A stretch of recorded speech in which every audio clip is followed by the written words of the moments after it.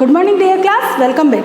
Previous video में हमने हमारा टेंस वाला टॉपिक स्टार्ट किया था, तो हमने एक फर्स्ट वाला जो टेंस पढ़ा था वो पढ़ा था प्रेजेंट सिंपल टेंस। तो प्रेजेंट सिंपल टेंस के अंदर हमने उसका फॉर्मूला और प्रेजेंट सिंपल टेंस में जो अफर्मेटिव सेंटेंसेस जैसे बनते हैं, अफर्मेटिव सेंटेंसेस में सिंपल सेंटेंसेस किस टाइप से बनते हैं वो मैंने आपको फॉर्मूला और एग्जाम्पल के थ्रू और रूल्स से सारे समझाए थे। तो आज हम इसको एक बार फिर से रिवाइज करके और इसके नेगेटिव सेंटेंसेस कैसे बनते हैं, इंट्रोगेटिव सेंटेंसेस कैसे बनते हैं वो मैं आपको बताती हूँ।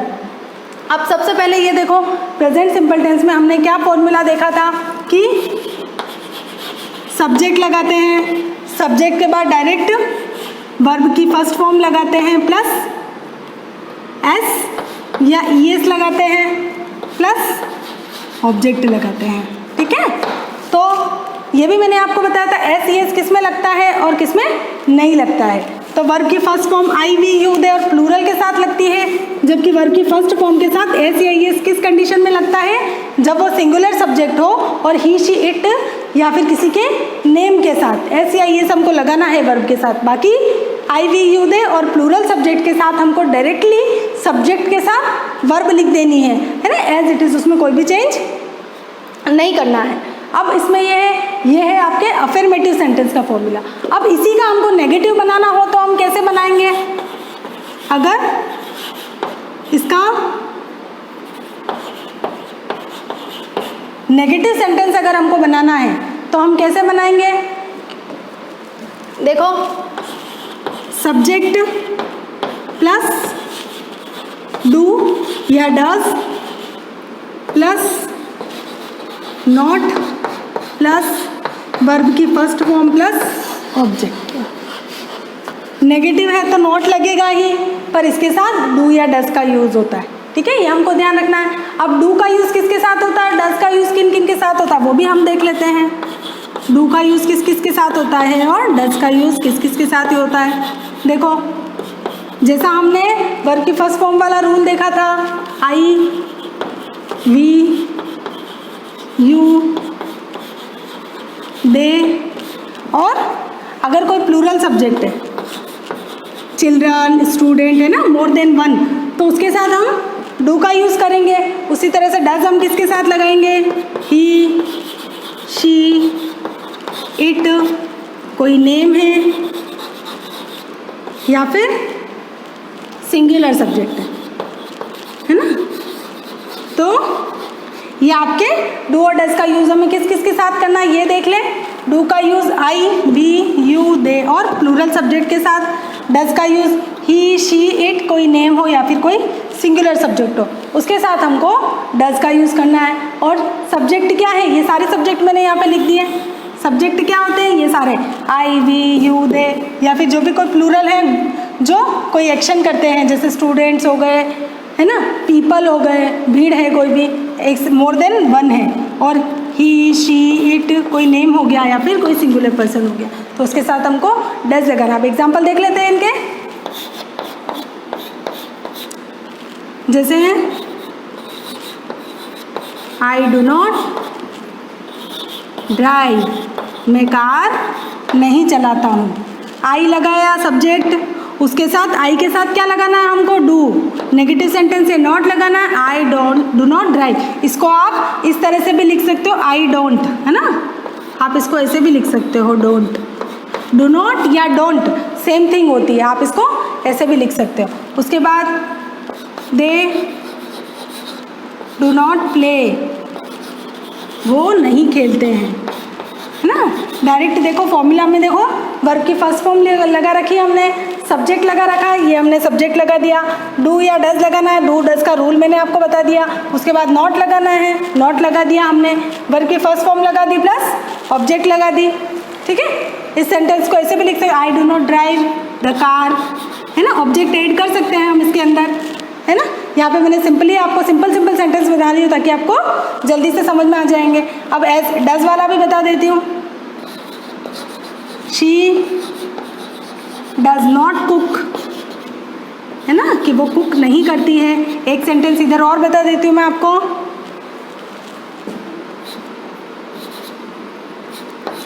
ज्योति does not right.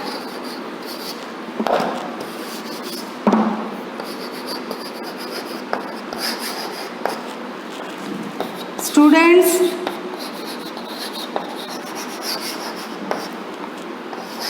Do not, more than one है ना, प्लूरल के साथ हमको डू ही लगाना है। Student do not eat.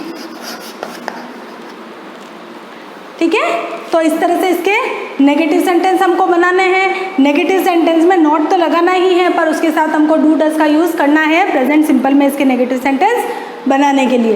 तो ये सारे रूल्स आपको ध्यान में रखने हैं। फॉर्मूला ये अफर्मेटिव का है, ये भी ध्यान में रखना है, और नेगेटिव बनाने के लिए ये फॉर्मूला है, ये भी आपको ध्यान में रखना है।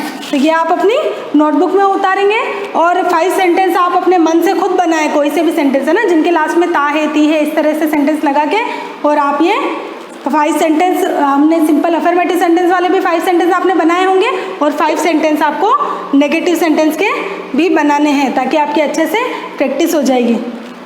फिर उसके बाद हम इसके इंट्रोगेटिव सेंटेंस कैसे होते हैं वो भी देख लेते हैं। ये फॉर्मूला हम यहाँ रहने देते हैं ताकि हमको पता चल जाएगा कि इसमें क्या चेंजेस आ रहे हैं। सिंपल अफर्मेटिव सेंटेंस बनाने का फॉर्मूला क्या है, नेगेटिव का क्या है, और इंट्रोगेटिव का क्या है। अब ये हमने देख लिया।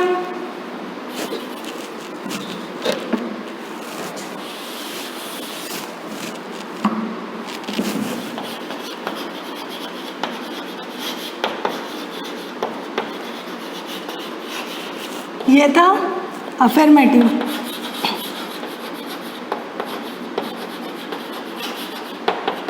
ये हो गया नेगेटिव। फिर अब हम पढ़ेंगे इंट्रोगेटिव।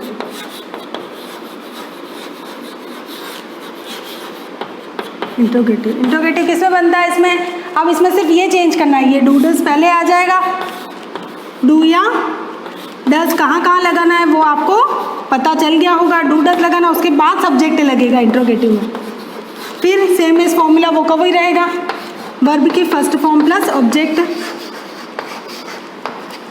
ठीक है, तो क्या चेंज देखा? देखो अफर्मेटिव सेंटेंस के फॉर्मूले में सब्जेक्ट प्लस वर्ब की फर्स्ट फॉर्म प्लस एस या एस प्लस ऑब्जेक्ट, एग्जांपल देख लिया। उसके बाद नेगेटिव में देख लो, सब्जेक्ट प्लस डू या डज प्लस नॉट लगेगा नेगेटिव में, प्लस वर्ब की फर्स्ट फॉर्म प्लस ऑब्जेक्ट। उसके बाद इंट्रोगेटिव सेंटेंस में क्या करना है? डू डज पहले आ जाएगा, उसके बाद सब्जेक्ट लगाना है, उसके बाद वर्ब की फर्स्ट फॉर्म लगानी है प्लस ऑब्जेक्ट लगाना है। तो सेम जो भी हमने नेगेटिव सेंटेंस देखा था उसमें से नॉट हटा दो और सब्जेक्ट और डू डज को हमको रिप्लेस कर देना है एक दूसरे की प्लेस पे। जैसे इसके एग्जाम्पल देख लेते हैं हम इंट्रोगेटिव के। डू यू लाइक एप्पल, और इसमें हमेशा क्वेश्चन मार्क लगेगा। ठीक है, एक एग्जांपल और देख लेते हैं इसका। Do they eat food. फिर डज वाला एग्जांपल देख लेते हैं। Does she drink tea.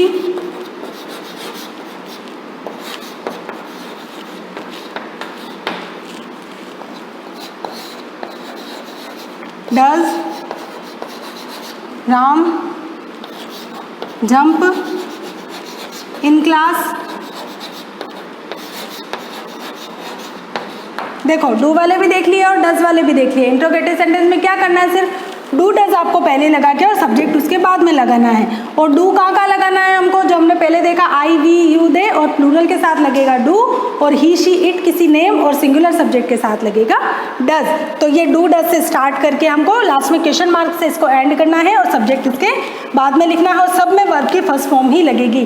तो ये रूल हमको फॉलो करना है। 5 सेंटेंस आपको इसके भी एज अ होमवर्क आपको अपने नोटबुक में करने हैं। Thank you.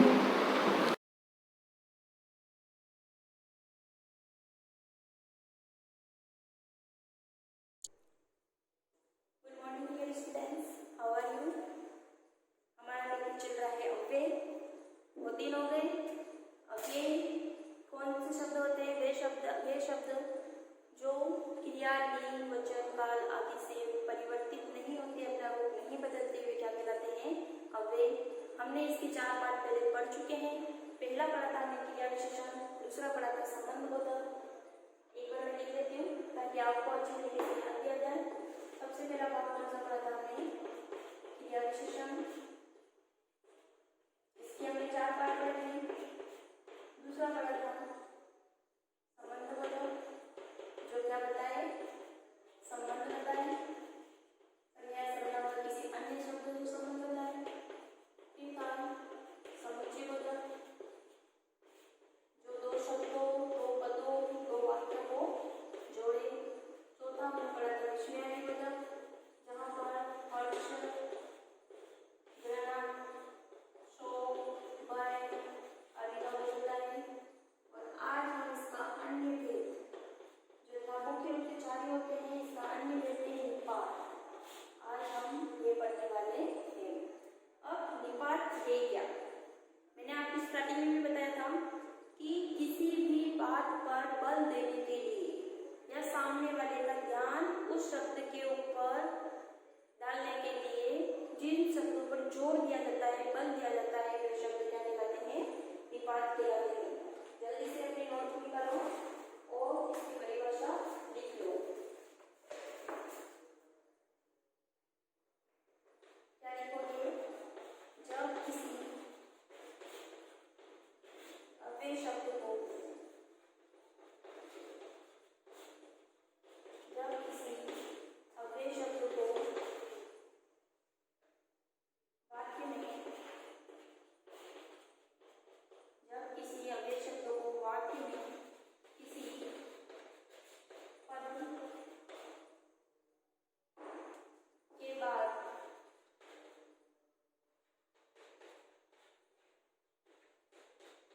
लगाने से उसके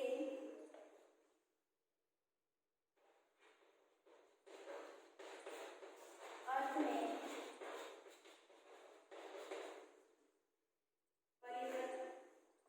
विभिन्न प्रकार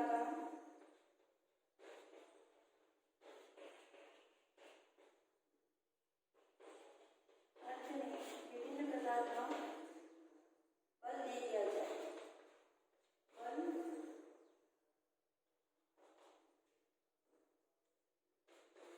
दिया जाता है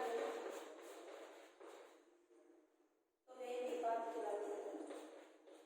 तो वे निपात कहलाते हैं।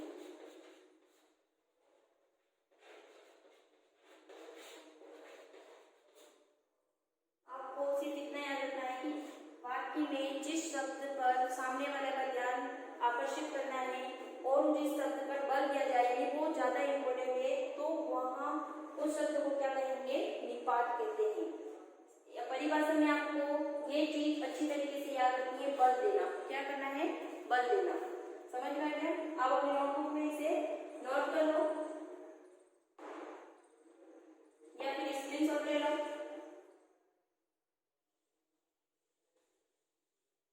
अब कैसे किसी शब्द पर हम बल देते हैं इसको हम उदाहरण देखेंगे तो हमें और अच्छी तरीके से समझ में आ जाएगा। जैसे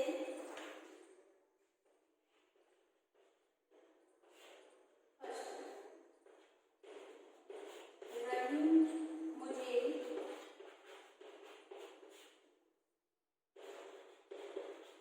जानता है।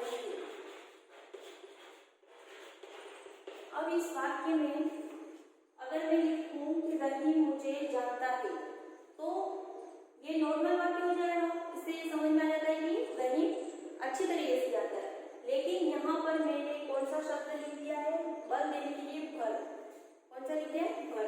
तो रहीम मुझे जानता भर है, यानी वो मुझे अच्छी तरीके से नहीं जानता। सामने वाले का हमने क्या ध्यान आकर्षित किया है कि वो मुझे सिर्फ थोड़ा बहुत ही जानता है। इसीलिए यहाँ पर बल देने के लिए कौन सा शब्द का प्रयोग किया है? भर। और यही शब्द क्या है? निपात। अगला उदाहरण देखो।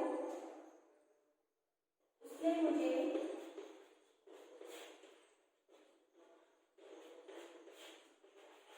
शादी का निमंत्रण तक नहीं दिया।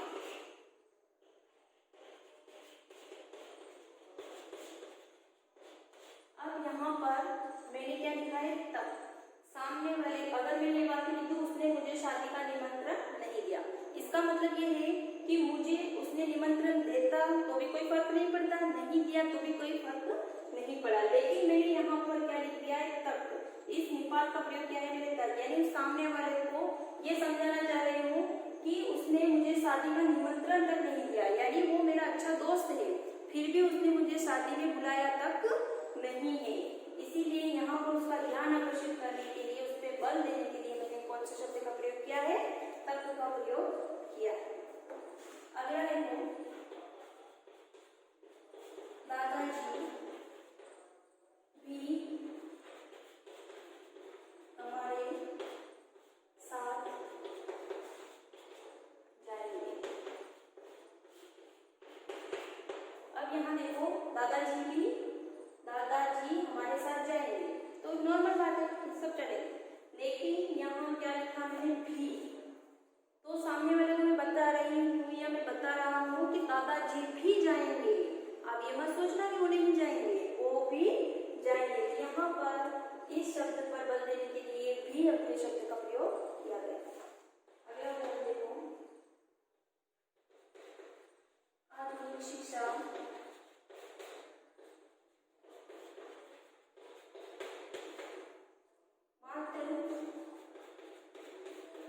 किताबी ज्ञान है।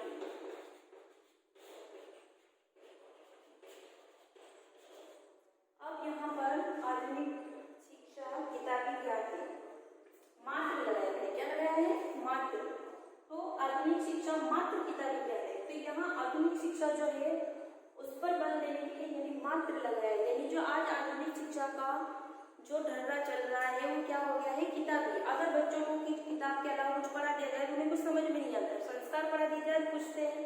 अगर उन्हें कह दिया जाए कि आपको बड़ों से अच्छी तरीके से बात करनी है, किसी के सामने नहीं बोलना है, पढ़ाई करनी है, ये करना है, तो बच्चे कहेंगे ये तो किताब में है ही नहीं, मैं वहाँ जो टॉपिक है उससे अलग कहाँ जा रहे हो। तो आजकल की जो शिक्षा है वो कौन सी हो गई है? मात्र किताबी। यानी यहाँ पर शिक्षा पर बल देने के लिए कौन सी बताया गया है? मात्र। इसीलिए शिक्षा को क्या बनाना है? हमें व्यवहारिक भी बनाना है। अगर हम कहीं जाएंगे तो वहाँ हमें हमारी मार्कशीट नहीं पूछेगा, ये नहीं पूछेगा कि आपके कितने मार्क्स आए हैं। वहाँ हम जो व्यवहार कर रहे हैं दूसरों के साथ, किस तरीके से हम समाज में उठ रहे हैं, बैठ रहे हैं, हम किस तरीके से अच्छी तरीके से बात कर रहे हैं, उसी से पता चलता है कि बच्चा संस्कारी है या नहीं। अगला है, वह कब से टीवी ही देख रहा है, टीवी ही देख रहा है।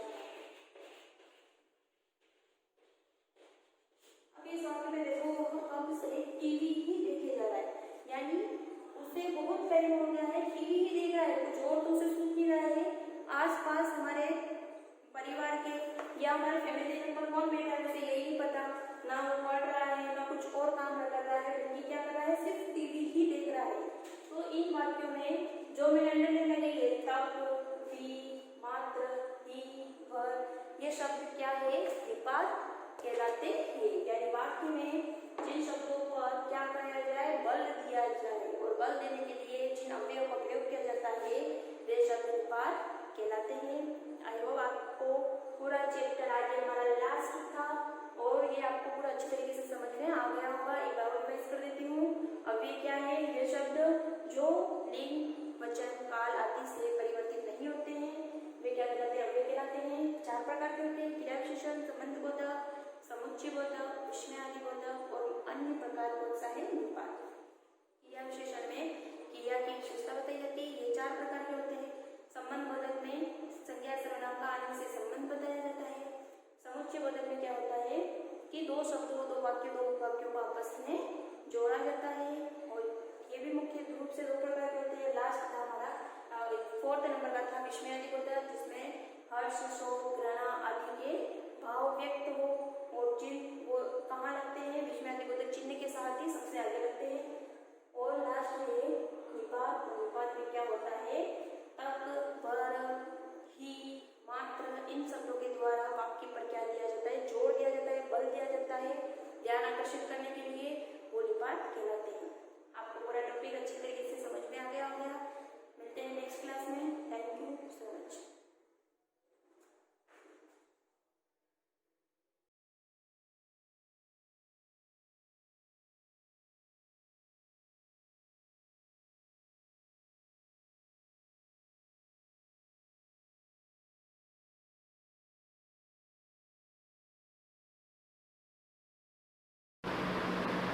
Hello student, good morning, welcome in class. Last time मैंने आपको एंगल्स के बहुत सारे डिफरेंट टाइप्स बताए थे कि कौन कौन से टाइप्स होते हैं। Adjacent angle, vertical opposite angle, supplementary, complementary, adjacent angle, congruence angle, ठीक है। तो उसके बारे में और आपने डेफिनेशन सब प्रॉपरली लिख देना उसमें। अब आपके नेक्स्ट है ना, उसी के बेस पर है 9.1, ठीक है। तो let us start now 9.1। First question देखना, from the figure write down each pair of the vertical opposite angle. हमने वर्टिकल अपोजिट एंगल के बारे में पढ़ा है कि क्या होता है कि इसमें अपोज मतलब दोनों पैर में होते हैं ये, और दोनों मतलब जो भी वर्टिकल अपोजिट होंगे मतलब आमने सामने के जो भी एंगल्स होंगे वो क्या होंगे, इक्वल होंगे। तब इसमें ये डायग्राम दे रखा है आपको, तो डायग्राम में आपको बताना है कि कौन कौन से पैर बन रहे हैं, मतलब कौन कौन से वर्टिकल अपोजिट एंगल फॉर्म हो रहे हैं। तो ये मैं आपको इसमें डायग्राम एक बार डायग्राम ड्रॉ कर रही हूँ।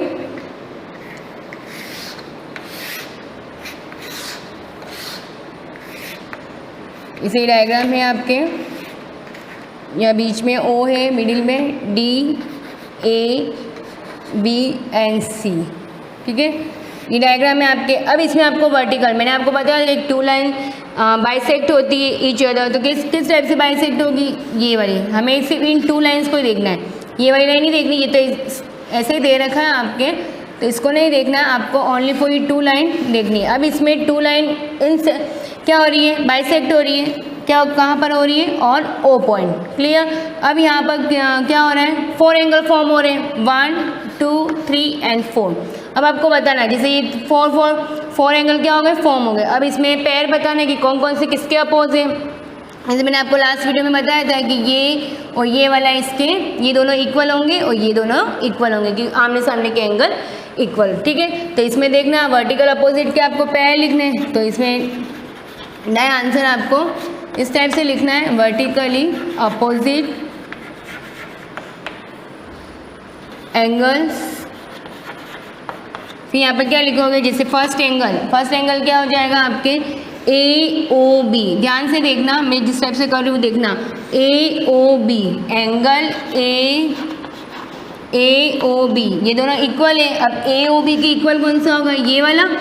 तो COD कौन सा हो जाएगा, COD, क्लियर। और हमेशा ध्यान रखना कि एक बार कि जब भी आप एंगल लिखते हो तो वो हमेशा क्या होता है, कैपिटल में। कोई भी स्मॉल ABCD कोई भी स्मॉल लेटर में नहीं लिखेगा, कोई भी कर्सिव लेटर में नहीं, इस टाइप से कोई नहीं लिखेगा।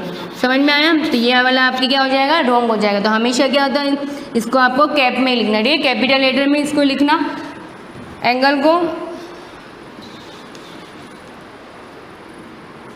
एक तो ये पैर बन गया, कौन सा बना, ये वाला बनाया हमने अभी, AOB और COD। अब नेक्स्ट पैर कौन सा बनेगा, ये वाला, जस्ट इसके अपोज में ये, तो ये वाला ले लो आप। जैसे हमने ले लिया DOA, कौन सा ले लिया, फर्स्ट पैर तो हमारे ये हो गए, मतलब ये पूरा एक पैर है, इसको आप पूरा 1 पैर बोलोगे। अब नेक्स्ट पैर आप करोगे तो नेक्स्ट पैर कौन सा हो जाएगा, DOA, कौन सा ले लिया हमने, DOA, ठीक है। अब DOA में क्या लोगे, इसके जस्ट अपोज में कौन सा हो जाएगा, BOC, कौन सा हो जाएगा, BOC। और एंगल का साइन लगाना ही आपको, डोंट इग्नोर, इसको मत भूलना, ठीक है, डोंट फॉरगेट, इसको भूलना मत। आप देखो कौन कौन से पैर हो गए, फिर से बता रही हूँ, देखना AOB, तो इसका जस्ट सामने वाला कौन सा, जस्ट अपोज कौन सा हो गया, COD, clear. Next angle AOD, जैसे मैंने DOA बनाया, आप AOD भी बना सकते हो, DOA, ठीक है, DOA तो BOC, क्लियर। तो फर्स्ट का आपके आंसर क्या हो गया, ये दोनों, ठीक है। ये दोनों एक पैर थे, इसमें कितने पैर बने, 2 पैर। अब इसको 4 एंगल नहीं बोलेंगे, इसको पैर में बोलना है कि 2 पैर बने, वो भी किसके, वर्टिकल। और मैंने इक्वल का साइन क्यों लगाया, बिकॉज इनकी वैल्यू क्या होती है, हमेशा इक्वल होती है, क्लियर। अब नेक्स्ट क्वेश्चन देखना, second, identify which of the following pairs are complementary. मैंने कॉम्प्लीमेंट्री में आपको बताया था कि the sum of 2 angles are 90 degree, मतलब दोनों 2 एंगल का सम आपके हमेशा क्या होना चाहिए, 90 डिग्री का होना चाहिए। तो अब इसमें आपको सिर्फ चेक करना है कि इन दोनों का सम 90 डिग्री हो रहा है नहीं हो रहा है। अगर होता हो तो आपको यस लिखना है, अदरवाइज आपको नो लिखना है। तो इनका सम करके देखना है आपको। तो इसमें आपको ये बुक में ही फिल करना है आपको, और बुक में फिल करना कंपलसरी, ठीक है।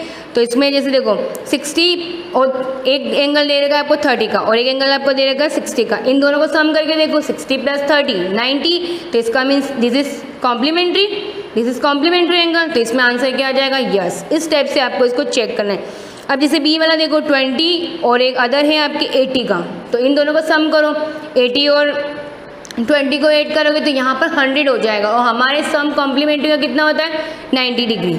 क्लियर? तो ये क्या हो जाएगा, नो, क्योंकि हमारे सम कितना 90 से अबव होता है तो रॉन्ग, और 90 से कम भी होगा वो भी नो आएगा, और 90 एग्जैक्ट आता है तो वो यस आएगा। क्लियर? अब जैसे सी वाला देखो 90 और 90, अब 90 + 90 तो 180 हो जाता है, तो यहाँ पर ये भी नो होगा।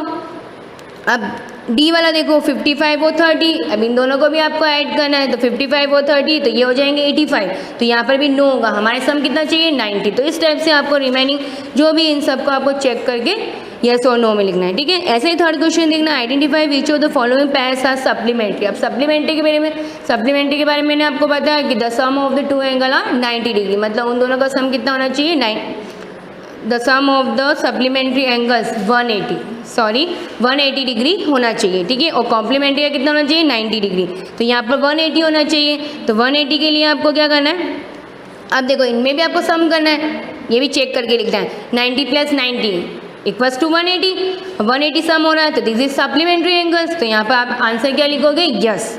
क्लियर? अब बी में देखो 0 और अदर है आपके 180, तो इन दोनों को सम करके देखो 0 + 180, तो 0 + 180 को सम करके देखो तो 180 आने वाला है, 180 आने वाला है, तो ये आपका आंसर क्या होगा, यस। ठीक है? अब जैसे आपके नेक्स्ट देखो सी आपके देखना, एक एंगल दे रखा है आपको 42, ठीक है, और एक एंगल आपको दे रखा है 138 दे रखा है। ठीक है? तो इन दोनों को भी सम करके देखो, ये भी हो जाएंगे आपके 180 डिग्री, 138 और 42 ये 180 हो जाएंगे, और ये आंसर क्या हो जाएगा, मतलब इसमें भी यही देखना है कि अगर 180 होता हो तो आपको यस करना है, अदरवाइज अगर कम ज़्यादा हो इससे तो आपको यहाँ पर नो करना, मतलब एग्जैक्टली 180, क्योंकि सप्लीमेंट्री एंगल का सम ही 180 डिग्री होता है। ऐसे ही आपको डी और एफ चेक करके लिखना है। क्लियर? अब नेक्स्ट क्वेश्चन देखना 4, name the linear pair and pair of the vertically opposite angle in the adjoining figure. अब इसमें आपको एक फिगर दे रखा है, एक डायग्राम दे रखा है, उसको देखकर आपको लीनियर पेयर बताने और एक आपको वर्टिकल अपोजिट बताने। ठीक है? दोनों टाइप के एंगल्स आपको बताने हैं, इसमें नेम लिखने हैं, वही इस टाइप जैसे हमने फर्स्ट क्वेश्चन में किया था, तो वैसे ही आपको नेम लिखने हैं। तो देखना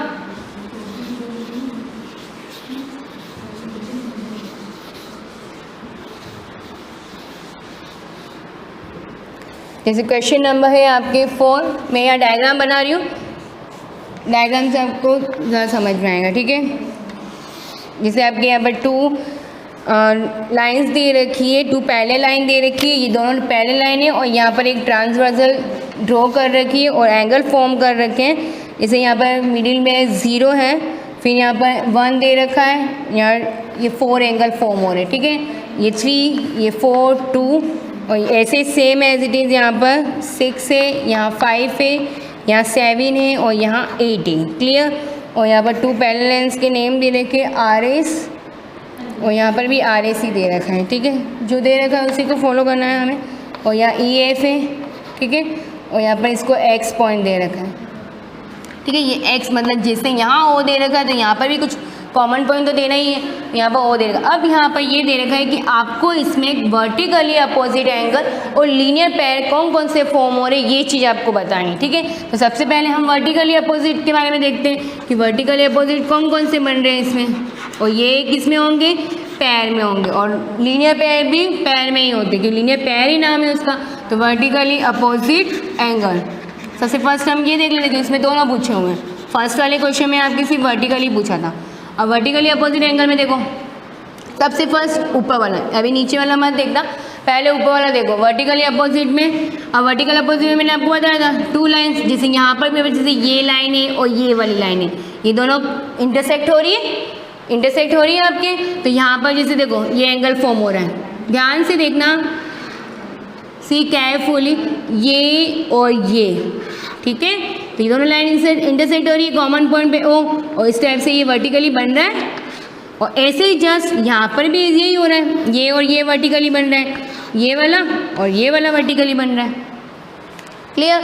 तो यहाँ पर आप किस टाइप से लिख सकते हो, देखो वर्टिकली अपोजिट एंगल का आप कैसे लिखना है, जैसे फर्स्ट हमारे एंगल है एंगल 1, अब इसमें एंगल के नेम दे रखे हैं आपको, एंगल 1 हमें कोई अल्फ़ाबेट नहीं लिखना, एंगल 1 किसके इक्वल में, एंगल 4 के इक्वल में, तो इसको इस टाइप से लिखना है एंगल 1 एंगल 4, यहाँ पर इक्वल नहीं लगाएंगे, यहाँ पर इक्वल क्योंकि हमें से ओनली फॉर पैर के बारे में बताना है, ठीक है। तो एंगल 1 और एंगल 4, ठीक है। अब ये मैंने यहाँ पर सेमी कॉलन यूज़ किया है ताकि एक एक पैर हमारे मतलब सब मिक्स पैर नहीं हो जाए, एंगल 1 एंगल 4, यहाँ पर क्या हो जाएगा एंगल 2 एंगल 3, फिर सेमी कॉलन यूज़ कर दिया, फिर यहाँ पर जैसे अब नेक्स्ट में आ जाओ एंगल 5 और एंगल 8, क्लियर। एंगल 5 के जस्ट अपोज में एंगल 5 के इक्वल में क्या है 8, और नेक्स्ट है आपके एंगल 6 और एंगल 7, तो कितने पैर बन गए 1 2 and 3 and 4, देखो 1 2 3 and 4, क्लियर। तो ये तो हो गया आपके वर्टिकल अपोजिट, समझ में आ गया। अब नेक्स्ट है आपके लीनियर पैर, लीनियर पैर देखना, लीनियर पैर में देखो एक बार कि लीनियर पैर किस टाइप से बनेगा आपके,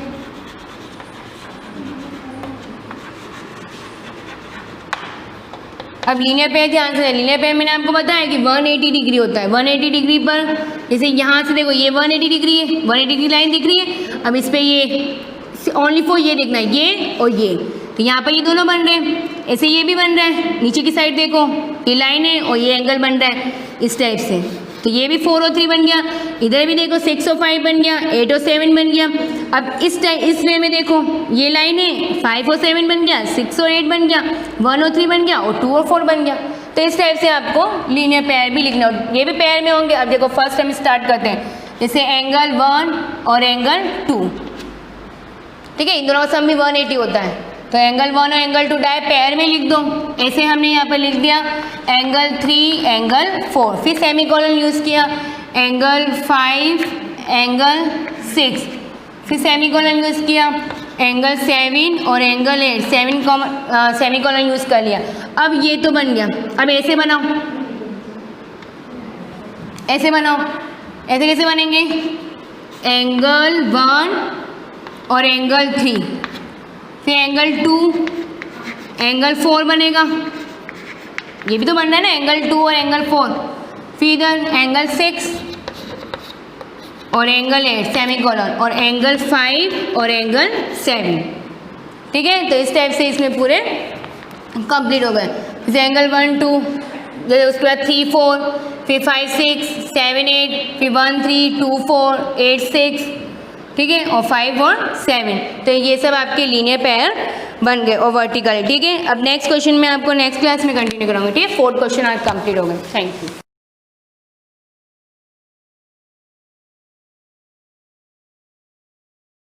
good morning class. Natural fibre का पार्ट 3 पढ़ने जा रहे हैं। पार्ट सेकेंड में हमने नेचर या हिस्ट्री ऑफ वूल देखा था। हिस्ट्री ऑफ वूल, वूल कहाँ से आया, उसका कॉम्पीट किसके साथ हुआ, अदर नेचुरल फाइबर के साथ कैसे कॉम्पीट हुआ, सिल्क के साथ हुआ था जो चाइना से आया था, बाकी वगैरह देख लेते हैं हम। उसके बाद वूल के यूजेस भी देख लेते थे, प्रॉपर्टीज देखी थी, सॉरी यूजेस इसके लास्ट में आएंगे। सोर्सेज ऑफ वूल देखते हैं।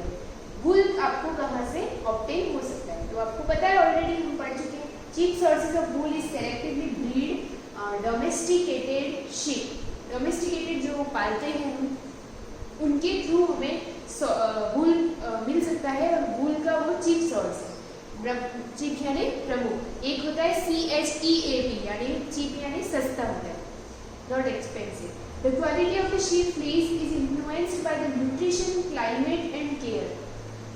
अब ये भी डिपेंड करता है कि आपको कितना अच्छी क्वालिटी का वूल चाहिए।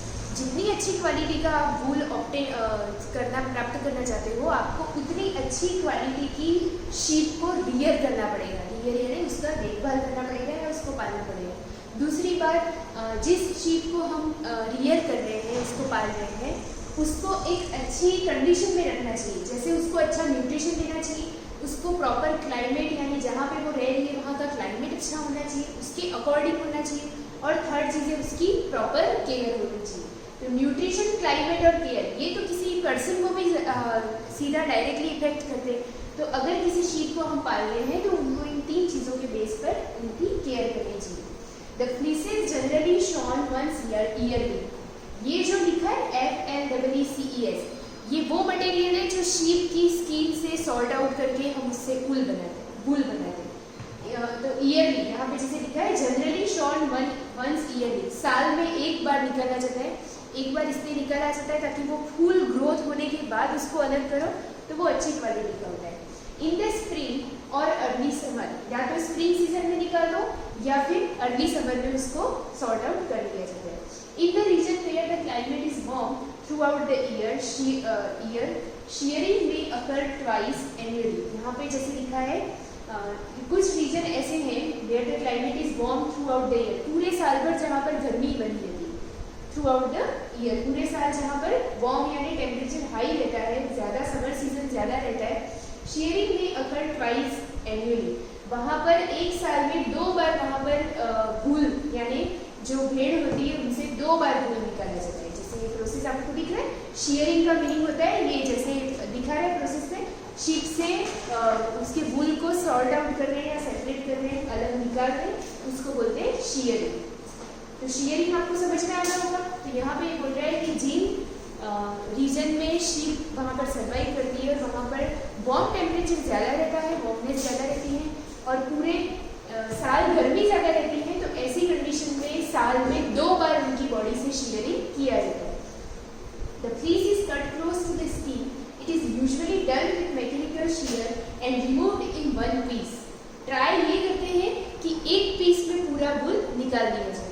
वैसे तो एक पीस में निकालना इतना पॉसिबल नहीं होता क्योंकि भेड़ जो होती है वो ऑब्वियसली जिंदा रहती है, लिविंग फॉर्म में रहती है, तो वो हिलती रहती है, तो उनको निकालते टाइम वो थोड़ा सा कट हो ही जाता है। बट जितना ज़्यादा एक 1 पीस में निकलेगा वो अच्छा यूज में आएगा। With mechanical shear and removed in one piece, the average weight of fleece shorn of better wool producing sheep is about 4 to 4.5 kg per year। एक अच्छी शीप से, हेल्दी शीप से पर ईयर इतना आपको 4.5 kg वूल obtain हो सकता है। ये अंडरलाइन कर लेना आप ये line. The wool from different parts of the same sheep varies greatly in length, fiber, fineness and structure। मतलब ये कि वूल जो आपको मिलता है अलग अलग शीप के अलग अलग सेम बॉडी जो पार्ट्स होते हैं, जैसे नेक पे अलग निकल रहा है, उसकी स्किन उसके गले के नीचे जहाँ पर वाला जो भाग होता है जहाँ पर प्लेटी स्किन होती है नेक के नीचे वाले पोर्शन में, तो वहाँ से अलग अलग टाइप का वूल हमें ऑब्टेन होता है जिसकी लेंथ डिफरेंट टाइप की हो सकती है, फाइबर अलग हो सकता है, फाइननेस यानी बारीक या मोटा, थिन या thick, and structure. The wool from the shoulders and sides of the sheep is usually superior to that formed from the other parts of the body। दूसरे पार्ट के कंपैरिजन में सबसे अच्छी क्वालिटी का वुल आपको शीप की कौन से पार्ट से मिलेगा, तो वो है shoulder and side of the sheep. Sheep की साइड पोर्शन में जहाँ पे उसका स्टमक होता है और एक शोल्डर पोर्शन पे सबसे ज़्यादा अच्छी क्वालिटी का ज़्यादा आपको वुल ऑब्टेन होगा। The quality of wool also varies with different breeds of sheep। Pure merino sheep bear the finest wool. सबसे अच्छा एग्जाम्पल दिया इसने कि सबसे अच्छा वूल मरीनो शीप जो होती है वहाँ से आपको फाइनेस्ट वूल मिलता है, फाइनेस्ट यानी सबसे best. The hardy sheep cross breed with merino sheep produce longer and coarser wool. अब जैसे हाइब्रिड किसको बोलते हैं, हम जैसे पढ़ते हैं ना 6-7 में हमने कहीं ना कहीं पढ़ा है कि वेजिटेटिव रिप्रोडक्शन होता है, उसके बाद हमने एक चीज़ पढ़ी थी हाइब्रिडाइजेशन, जिसमें हम क्या बोलते हैं अच्छे क्वालिटी का हम ग्राफ्टिंग करवाते हैं। तो अच्छी प्लांट के अच्छे जो कैरेक्टर्स होते हैं उनको अलग निकाल के टिश्यू कल्चर करवाते हैं लेबोरेटरीज में, उनके अच्छे जीन्स को सिलेक्ट करके एक नया न्यू स्पीशीज क्रिएट करवाते हैं, न्यू वेराइटी क्रिएट करवाते हैं। तो उसी तरह से यहाँ पे क्रॉस करवाया है, हाइब्रिड करवाया है, Hardy sheep cross breed with merino sheep. ये ब्रीड क्रॉस ब्रीड का मतलब है क्रॉस करवाना, मतलब इन दोनों के जीन्स को अगर मिला दिया जाए तो आपको जो शीप से वूल मिलने वाला है वो लॉन्गर और कॉर्सर होगा, बहुत ही अच्छी क्वालिटी का होगा। About 40% of the world's total wool production consists of merino wool and 43% obtained from the crossbred sheep। इसने एग्जाम्पल दिया है कि किससे कितना अमाउंट में आपको वूल ऑब्टेन हो सकता है, वो कितना अच्छी क्वालिटी का होता है। नेक्स्ट यहाँ पे वूल के सारे वो स्टेप दे रखे कि कैसे करना। सोर्सेज ऑफ वूल पहले पढ़ लिया, अब आ रहा है production of wool. The remainder is derived mostly from special type of sheep and is employed in manufacture of blankets, carpet and textiles, ये चीज़ें बनाने में इनका यूज़ किया जाता है। प्रोडक्शन ऑफ वूल, वूल को प्रोड्यूस कैसे किया जाएगा? Sheep are reared for their wool, sheep को वूल के लिए पाला जाता है। They are reared in dry lands where rainfall is low, उनको वहाँ पाला जाता है जहाँ लैंड ड्राई हो और रेनफॉल, बारिश जो होती है वो कम हो। बारिश अगर उनके ऊपर ज़्यादा होती है तो इनके वूल की क्वालिटी खराब हो जाती है। दे लाइव फॉर 10 to 12 ईयर्स, एक शीप का जो लाइफ साइकिल चलता है वो 10 to 12 ईयर्स ही चलता है। Sheep graze on grass and leaves, खाती क्या है ये? लीव्स को और ग्रासेस को। Shepherd also feed them with mixture of pulses, हाँ अब शेफर्ड उसको बोलते हैं जो इनको पालते हैं, देखभाल करने वाले को शेफर्ड बोलते हैं, जो शीप की देखभाल करते हैं उनको पालते हैं। इनको ये स्पेशली कुछ अच्छी चीज़ें खिलाते हैं, जैसे हो गया पल्सेस का मिक्सचर या फिर ज्वार, oil cake and mineral. Oil cake जो पल्सेस होती है जब उनमें से ऑयल निकाल लिया जाता है, जैसे कोकोनट है या सोयाबीन है, जो भी है सरसों है, उनसे जब ऑयल निकाल लिया जाता है तो ऑयल निकालने के बाद जो सॉलिड वेस्ट मटेरियल बचता है वो ऑयल केक कहलाता है। तो इन चीज़ों को उनको खिलाते हैं ताकि वूल अच्छी क्वालिटी का प्रोड्यूस हो। Different breed of sheep produce different qualities of wool, हर एक शीप से अलग क्वालिटी का वूल मिलता है। Breed of sheep that have thick coat of hair are selected breed when the reared sheep develop a thick rich growth of hair. The hair is sheared off यानी अलग करना। For obtaining wool, the process involved in production of wool are many. Let's study this step one by one. एक एक step से दे रखा है कि कैसे शीप की बॉडी से किस तरह से वूल को सेपरेट आउट किया जाए। अब आगे दे रखा है शेयरिंग, हम इसको देख लेते हैं। यहाँ पे क्या लिखा है? The process of superficial removal of fur from the coat of an animal is called shearing. Underline this and आप जब टॉपिक लिखोगे प्रोडक्शन ऑफ वूल, तो प्रोडक्शन ऑफ वूल में फर्स्ट पॉइंट आप लिखोगे शेयरिंग, ठीक है। वूल को प्रोड्यूस करवाने के बाद यहाँ पे शेयरिंग होगा और शेयरिंग में ये होगी इसकी डेफिनेशन। तो आपको ये डेफिनेशन अंडरलाइन करनी है, क्लास खत्म होती है आपको इसको नोट करना है, ठीक है। सुपरफिशियल जो फर होता है उसको रिमूव करना from the coat of an animal is called shearing. तो इस प्रोसेस को बोलते हैं हम shearing. Sheep are usually shorn annually in the spring summer months. Shearing is done with the manual razor and blade. Razor और blade से shearing किया जाता है, बॉडी से वूल को अलग किया जाता है। और विद स्पेशल क्लिपर्स, और ऐसे क्लिपर्स भी होते हैं जिनसे उनको अलग कर सकते हैं, हेल्प मिल जाती है। Just like haircut, shearing does not hurt the sheep. ऐसा करने से आपको डायग्राम देख के लग रहा होगा कि ये बहुत हर्ट होती है ऐसा करने से, लेकिन इनको कोई भी हर्ट नहीं होता है। Actually help them by removing the heavy insulating material that do not require in summer. The shearer tries as far as possible to remove the fur in one piece. जिसे हम सिल्क वॉर्म का पढ़ते हैं ना, silk worm में से silk निकालते हैं तो उसको मार के निकालते हैं, तो ये बहुत ही क्रूरलिटी होती है एनिमल्स के साथ, लेकिन इनमें इनको कोई भी नुकसान नहीं होता, यानी इस पे बैंड भी नहीं लगा हुआ है। शीप को आप आराम से पाल सकते हो और उससे वूल ऑब्टेन कर सकते हो, क्योंकि इनमें इनको हर्ट नहीं होता, उल्टा इनको एक सुविधा मिल जाती है। अगर इनके ऊपर वूल नहीं हटाया तो इनको वार्म ज़्यादा गर्मी लगेगी इनकी बालों की वजह से, प्लस इनके साथ बॉडी का वेट बढ़ जाता है। तो इनको समय समय पर अगर रिमूव कर दिया जाए तो ये और ज़्यादा कंफर्टेबल फील करते हैं। तो इसके आगे का मैं आपको नेक्स्ट क्लास में पढ़ाऊँगी, यहाँ से सॉर्टिंग एंड ग्रेडिंग। यहाँ तक आप अपने नोट्स तैयार कर लीजिए।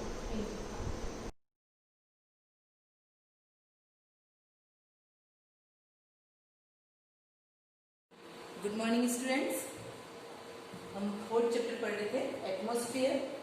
इसके अंदर फर्स्ट जो लास्ट वीडियो में हमने पढ़ा था, फर्स्ट लेयर के बारे में पढ़ा था, ट्रोपोस्फेयर के बारे में, कि वो कहाँ तक फैली हुई, यानी कि 11 किलोमीटर तक आपको मिल जाएगी। उसके बाद सबसे कह सकते हैं कि ट्रोपोस्फेयर जोन है वो वेदर मेकिंग जोन है। उसमें हवा, बादल, स्टॉर्म, रेनफॉल, हैल्स, मिस्ट, फोग, ये सारी जो प्रोसेसिंग होती है वेदर से रिलेटेड, मौसम से रिलेटेड जो भी घटनाएं होती है वो कहाँ पर होते हैं, ट्रोपोस्फेयर के अंदर। तो कह सकते हैं कि सबसे इम्पोर्टेंट और खास ही, अब सबकी अपनी अपनी इम्पोर्टेंस होती है, लेकिन ये सबकी इम्पोर्टेंस अपनी अपनी अलग अलग जगह पर अपनी अपनी इम्पोर्टेंस होती है, ठीक है। नेक्स्ट लेयर दे रखी है आपको स्ट्रेटोस्फेयर। अब इसकी ऊंचाई कहाँ से कहाँ तक होती है और इसके अंदर क्या क्या चीजें आती है, ठीक है।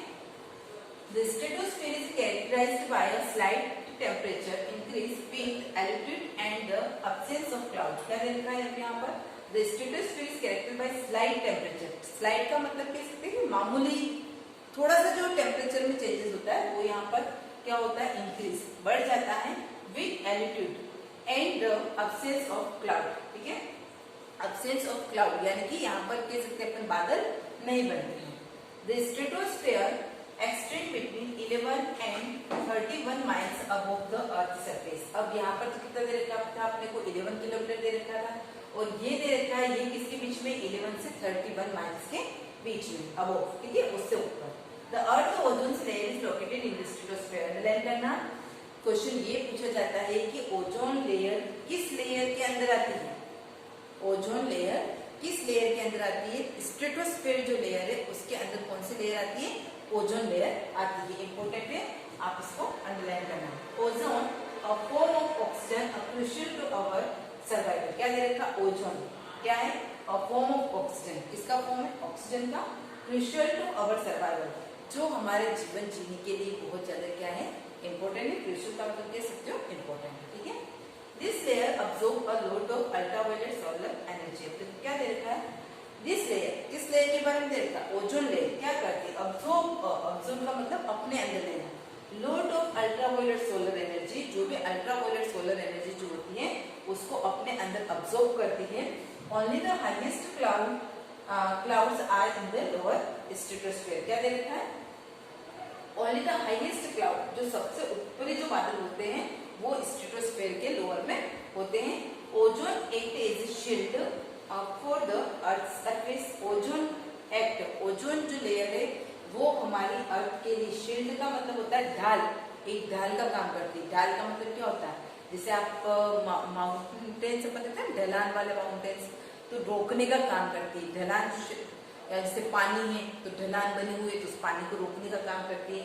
तो यहाँ पर जो ओजोन लेयर है ये हमारे अर्थ प्लैनेट के लिए क्या करती है, अर्थ की सरफेस के लिए एक ढाल के रूप में काम करती है। ढाल के रूप में कैसे काम करती है कि जो सन से अल्ट्रावायलेट जो किरणें आती है उसको ये क्या करती है, अपने अंदर अब्सॉर्ब कर लेती है, और जितनी कह सकते हैं कि अर्थ प्लैनेट पर हम लोगों को जो अच्छी रेडिएशंस मिलने चाहिए, अच्छी जो रोशनी मिलनी चाहिए, अच्छी जो एनर्जी मिलनी चाहिए, वही हमारे पास में पहुंच पाती है। इसके कारण से बहुत सारे प्रॉब्लम्स भी, ये देखो इसमें दे रखा है, it absorb ultraviolet radiation from the sun. Sun से आने वाली जो रेडिएशन होती है, जो किरणें होती है अल्ट्रावायलेट, उनको ये अपने अंदर क्या कर लेती है, अब्सॉर्ब कर लेती है। This cause the temperature increase in the upper part of the layer. इसी कारण से दिस कोज द टेम्परेचर, इस कारण से तापमान में क्या होती है, बढ़ोतरी हो जाती है।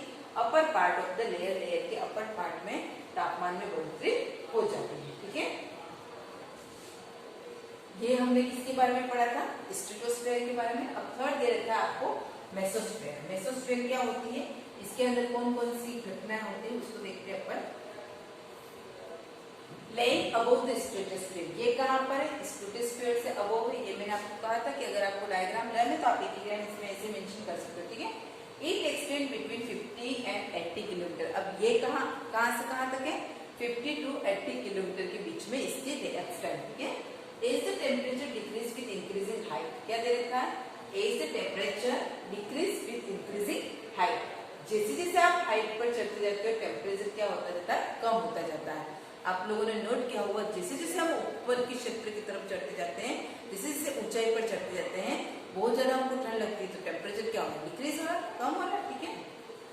At the upper most limit of mesosphere 80 kilometre temperature become -80 degree centigrade. क्या दे रखा है, at the upper most limit of mesosphere, mesosphere के अंदर आप 80 किलोमीटर तक टेम्परेचर ऊपर चले जाते हो तो वहां का तापमान कितना आ जाता है, -80 डिग्री सेंटीग्रेड। सोचो जब -80 डिग्री सेंटीग्रेड होगा, इट मीन्स कितना वहां पर ठंडा होगा। This limit is called mesopause. Underline कर देना, इस लिमिट को हम क्या कहेंगे, मेसोपोज कहेंगे।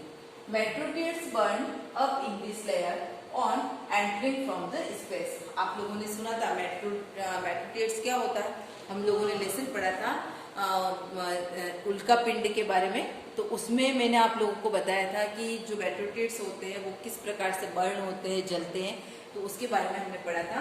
इन दिस लेयर, ये इस लेयर के अंदर होता है, एंटरिंग फ्रॉम द स्पेस, और वो किसके अंदर जाते हैं, स्पेस के अंदर जाते हैं। नेक्स्ट दे रखा है thermosphere. In this thermosphere temperature increase with altitude, इसमें तापमान क्या होता है, इंक्रीज होता जाता है। The ionosphere is the lowest part of thermosphere. इसके अंदर एक और स्फीयर, जिस प्रकार से वहां पर स्ट्रेटोस्फीयर के अंदर ओजोन लेयर थी, तो यहाँ पर कौन सी आइनोस्फीयर, ठीक है। The ultraviolet radiation from the sun break the gas molecules in this layer into electrically charged ions, ठीक है। अब ये आप लोग साइंस में पढ़ते हो आयन के बारे में और उनके बारे में। अल्ट्रावायलेट जो रेडिएशन होती है, सन ब्रेक द गैसेस मॉलिक्यूल का मतलब होता है छोटे छोटे अणुओं में उसको बांटते हैं, ठीक है।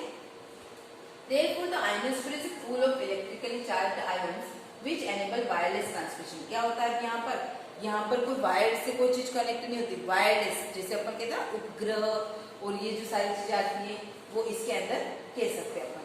Radio waves transmitted from the earth are reflected back to the earth by this ions.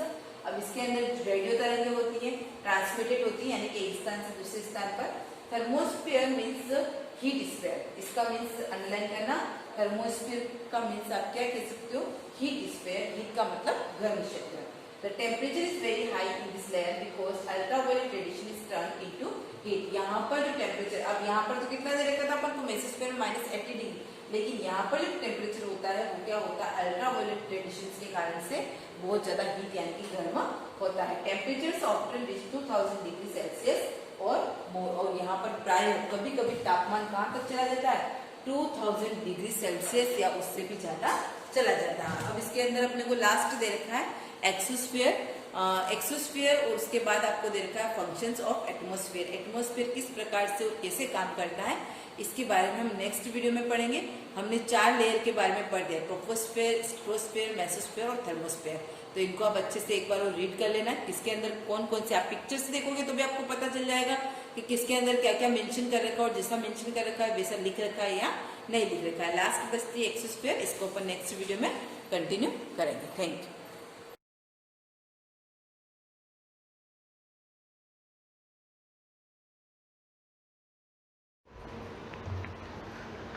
Good morning students.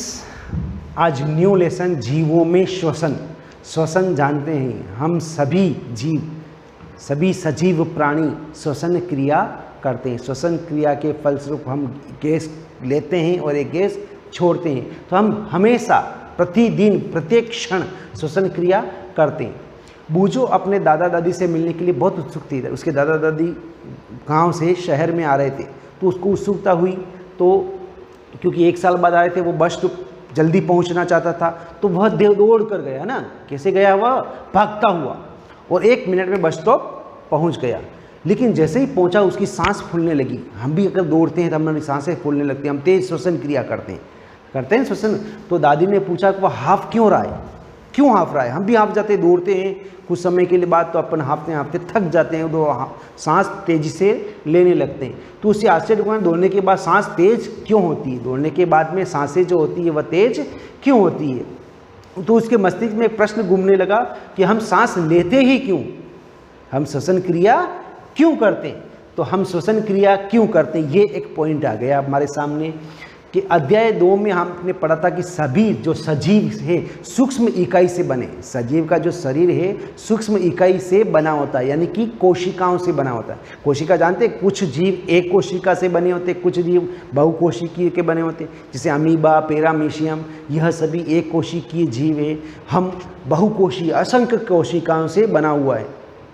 तो ये जो कोशिका होती है, जो इकाइयाँ होती है, सूक्ष्म इकाइयाँ जिन्हें हम कोशिका कहते हैं, कोशिका जीव की सबसे छोटी संरचनात्मक और क्रियात्मक इकाई है।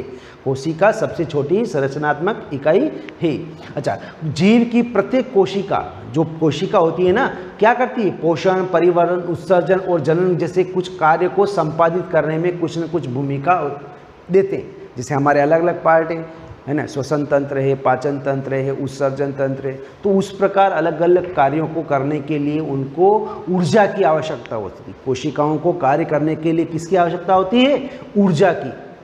ठीक है ना। अच्छा, यहाँ तक कि हमें खाना खाते, सोते और पढ़ते समय भी ऊर्जा की आवश्यकता होती है। हम खाना खा रहे हैं या सो रहे हैं या पढ़ रहे हैं या कोई क्रिया कर रहे हैं, तब भी हमें उन कार्यों को करने के लिए ऊर्जा की आवश्यकता होती है। ठीक है। लेकिन यह ऊर्जा आती कहाँ से? तो क्या आप बता सकते हैं कि आपके माता पिता आपसे नियमित रूप से भोजन करने के लिए क्यों कहते हैं? आपको कहते हैं खाना खा ले, खाना खा ले, खाना खाकर फिर ये काम करना, तो आपको खाना खाने के लिए क्यों कहते हैं? ताकि आपको शरीर में ऊर्जा प्राप्त हो। तो भोजन से हमें ऊर्जा प्राप्त होती है। भोजन में संचित ऊर्जा श्वसन के समय निर्मुक्त हो जाती है, ठीक है ना। सभी सजीवों को भोजन से ऊर्जा प्राप्त करने के लिए श्वसन की आवश्यकता होती है। भोजन जो हमें प्राप्त करते हैं उससे ऊर्जा प्राप्त होती है और प्राप्त करने के लिए हमें श्वसन की आवश्यकता होती है। श्वसन के प्रक्रम में हम पहले सांस द्वारा वायु के शरीर के अंदर लेते हैं। श्वसन में हम क्या करते हैं?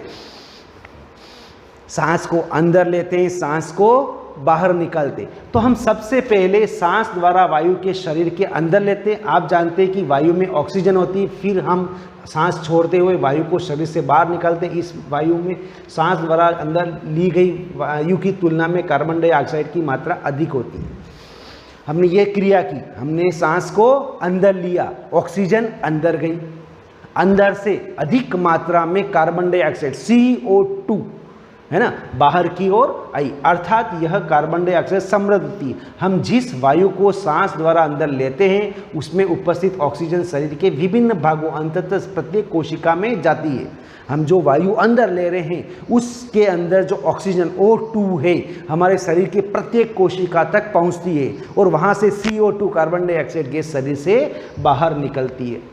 तो कोशिका में यह ऑक्सीजन भोजन के विखंडन में सहायक होती है। जो ऑक्सीजन होती है जो भोजन के विखंडन यानी कि भोजन को तोड़ने में टूटने में सहायता करती है। कोशिका में भोजन के विखंडन के प्रक्रम में ऊर्जा मुक्त हो जाती है। इसमें क्या होगी? ऊर्जा मुक्त हो जाती है। इसे कोशिकीय श्वसन कहते हैं। ये कोशिकाओं के द्वारा हो रहा है तो कोशिकीय श्वसन कहते हैं। हम जो श्वसन क्रिया में लेते हैं ऑक्सीजन अंदर जाती है, प्रत्येक कोशिका तक जाती है, भोजन के विखंडन में कार्य करती है, तो यह कोशिकीय श्वसन कहलाता है। सभी जीवों की कोशिकाओं में कोशिकीय श्वसन होता है। जो भी जीव है उसके अंदर कोशिकीय श्वसन होता है। अच्छा, कोशिका के अंदर भोजन यानी कि भोजन को हम ग्लूकोज भी कहेंगे, जिसका आगे नाम ग्लूकोज आ जाएगा। आप ग्लूकोज से ऐसा मत सोचना ग्लूकोज क्या है, ग्लूकोज भोजन है, ठीक है ना। तो कोशिका के अंदर भोजन ग्लूकोज ऑक्सीजन का उपयोग करके कार्बन डाइऑक्साइड और जल विखंडन हो जाता है। जो भोजन का विखंडन होता है उसके फलस्वरूप कार्बन डाइऑक्साइड और जल बनता है, ठीक है। जब ग्लूकोज का विखंडन ऑक्सीजन के उपयोग द्वारा होता है तो यह वायवीय श्वसन कहलाता है। अब देखिए, पहले हम कोशिकीय श्वसन के बारे में पढ़ रहे हैं, अब वायवीय श्वसन के बारे में, यानी कि जब ग्लूकोज का विखंडन ऑक्सीजन के उपयोग द्वारा होता है। अगर ऑक्सीजन के उपयोग द्वारा होता है तो यह वायवीय श्वसन कहलाता है। और ऑक्सीजन की अनुपस्थिति में कोई भोजन विखंडित हो सकता है तो यह अवायवीय श्वसन होता है। वायवीय और अवायवीय। अगर ऑक्सीजन द्वारा ऑक्सीजन की उपस्थिति में हो रहा है तो वह वायवीय कहलाता है, और ऑक्सीजन की अनुपस्थिति में भोजन का विखंडन होता है तो वह अवायवीय श्वसन कहलाता है। भोजन के विखंडन से ऊर्जा निर्मुक्त हो जाती है। एक देखो ग्लूकोज, ठीक है, ऑक्सीजन की उपस्थिति में हो रहा है तो कार्बन डाइऑक्साइड, जल और ऊर्जा निर्मुक्त हो रही है। यानी कि संभवतः आपको मालूम होगा कि यीस्ट जैसे अनेक जीव वायु की अनुपस्थिति में जीवित रह सकते हैं। यीस्ट है, सूक्ष्म जीव है, यह वायु की अनुपस्थिति में भी जीवित रह सकते हैं। ऐसे जीवों की अवायवीय श्वसन द्वारा ऊर्जा प्राप्त होती है। इन्हें अवायवीय जीव कहते हैं। जो सूक्ष्म जीव है ना यीस्ट, वह श्वसन क्रिया वायु की अनुपस्थिति में यानी कि अनुपस्थिति में रह सकता है तो वह उस क्रिया में भी श्वसन कर रहा है तो यह अवायवीय जीव कहलाता है। ऑक्सीजन की अनुपस्थिति में ग्लूकोज, एल्कोहल और कार्बन डाइऑक्साइड में विखंडन हो जाता है। देखो यहाँ पर क्या है, अगर ऑक्सीजन की उपस्थिति होगी तो वह जल में विखंडन होगा, और ऑक्सीजन की अनुपस्थिति होगी तो इसमें एल्कोहल उपस्थित होगा, यानी कि एल्कोहल और कार्बन डाइऑक्साइड में विखंडित हो जाता है। देखो ग्लूकोज अनुपस्थिति है तो एल्कोहल, कार्बन डाइऑक्साइड और ऊर्जा निर्मुक्त होती है। यह ऑक्सीजन की अनुपस्थिति में होता है, और यहाँ ऑक्सीजन की उपस्थिति में देखिए ग्लूकोज की, ऑक्सीजन की उपस्थिति, कार्बन डाइऑक्साइड, जल और ऊर्जा, और ऑक्सीजन की अनुपस्थिति में क्या होगा, एल्कोहल, कार्बन डाइऑक्साइड प्लस ऊर्जा। हमारी कोशिका भी अवायवीय रूप में श्वसन क्रिया कर सकती है। जो पेशियाँ होती है ना, पेशी कोशिका, पेशियाँ, वह अवायवीय रूप में श्वसन कर सकते हैं, लेकिन ये ऐसा थोड़े समय के लिए ही कर सकते हैं।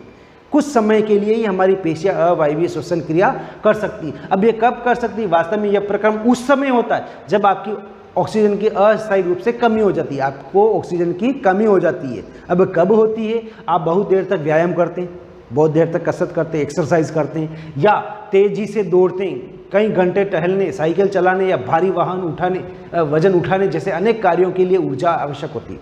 हम बहुत सारा कार्य करते हैं, तेज़ दौड़ रहे हैं, कोई एक्सरसाइज कर रहे हैं, कोई भारी वजन उठा रहे हैं, तो उस समय है ना, ऐसे अनेक कार्य ऊर्जा को उस समय यानी कि भारी वजन उठाते हैं जैसे अनेक कार्य जैसे अधिक ऊर्जा आवश्यकता होती है, लेकिन ऊर्जा उत्पन्न करने के लिए हमारे शरीर को ऑक्सीजन की आपूर्ति सीमित हो जाती है। ऐसी स्थितियों में पेशी अवायवीय श्वसन द्वारा ऊर्जा को अतिरिक्त मांग की पूर्ति करता है, जिसे ग्लूकोज, देखो ऑक्सीजन की अनुपस्थिति पेशी में है ना, ऑक्सीजन की अनुपस्थिति में लैक्टिक अम्ल, यानी कि क्या आपने कभी ऐसा सोचा कि अत्यधिक व्यायाम करने के बाद पेशी में ऐंठन क्यों होती है? हम व्यायाम कर लेते हैं या तेज़ दौड़ते हैं तो आपके जो मांसपेशियां टाइट हो जाती, दर्द होने लगती, ऐंठन होते हैं ना, बोलते हैं जिसको, तो ऐंठन क्यों हो जाती है? जब पेशियां अवायवीय रूप में श्वसन करती है तो इस प्रक्रम में ग्लूकोज के आंशिक विखंडन से लैक्टिक अम्ल और कार्बन डाइऑक्साइड बनते हैं। जो भोजन का जो विखंडन होता है उसके अंदर क्या हो रहा है? ऑक्सीजन की अनुपस्थिति के कारण लैक्टिक अम्ल बन रहा है, ठीक है ना।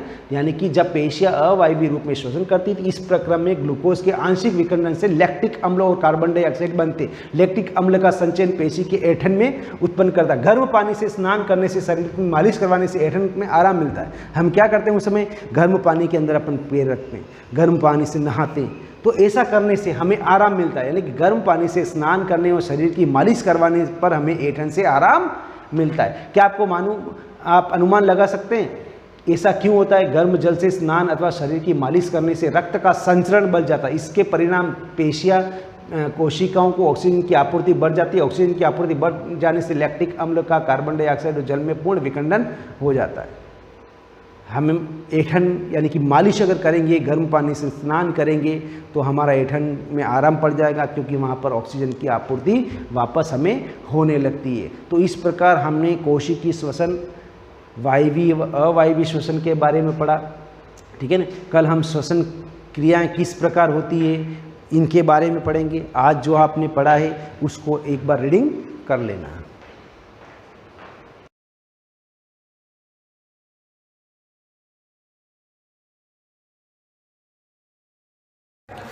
Good morning class. जैसा कि अपन सरल समीकरण पढ़ रहे थे जिसके अंदर मैंने 4.3 के कुछ सवाल हल करवाए थे, इसी कड़ी में अपन आगे बढ़ते हैं। सवाल नंबर देखिए, पहले का ई 4.3 अपन पढ़ रहे हैं एक्सरसाइज 4.3 जिसके अंदर सवाल नंबर पहले का ई देखिए,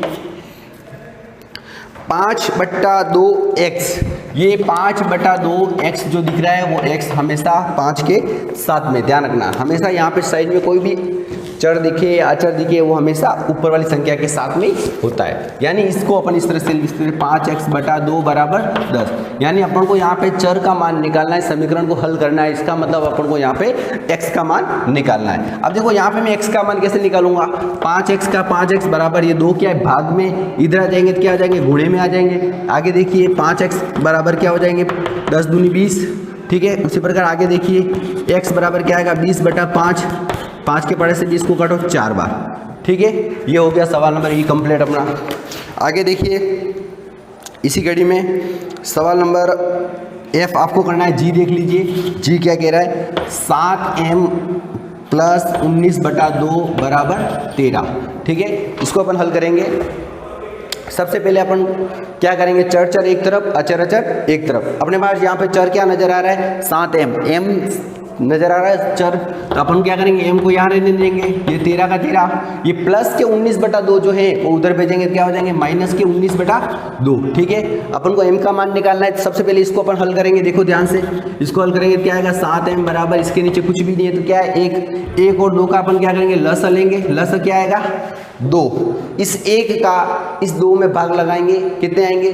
2 बार। 2 को इसके जस्ट ऊपर वाली संख्या से गुणा करना है, क्लियर। माइनस का माइनस, 2 का 2 में भाग लगाएंगे 1 बार, 1 को इसके ऊपर वाली संख्या से गुणा, ठीक है। अब ये देखो 7m बराबर 13 दूनी 26 माइनस 1 का गुणा 19 से करेंगे 19/2। आगे देखिए 7m बराबर 26 में से 19 गए तो 7/2। क्लियर। अब m का मान निकालना है। ये 7 क्या है, इसके साथ गुणे में, ये जब 7 गुणे में ये बराबर के इधर आ जाएंगे, क्या आ जाएंगे, भाग में आ जाएंगे। देखिए ध्यान से, m बराबर यहाँ पे देखना 7/2, ये 7 गुणे में बराबर के इधर आ जाएंगे, क्या आ जाएंगे, भाग में आ जाएंगे। ठीक है, इसके नीचे कुछ भी नहीं है तो क्या है, 1 है। m बराबर क्या आ गया 7/2 इंटू उल्टा हो जाएगा, गुणे में लाएंगे 1/7, 7 से 7 कट गया, m का मान क्या आ गया, ऊपर 1 है नीचे क्या है 2, 1/2 आंसर आ गया ये आपका। क्लियर। आगे देखिए इसी कड़ी में सवाल नंबर H आपको करना है, I भी आपको करना है, J मैं बता देता हूँ लास्ट। पहले का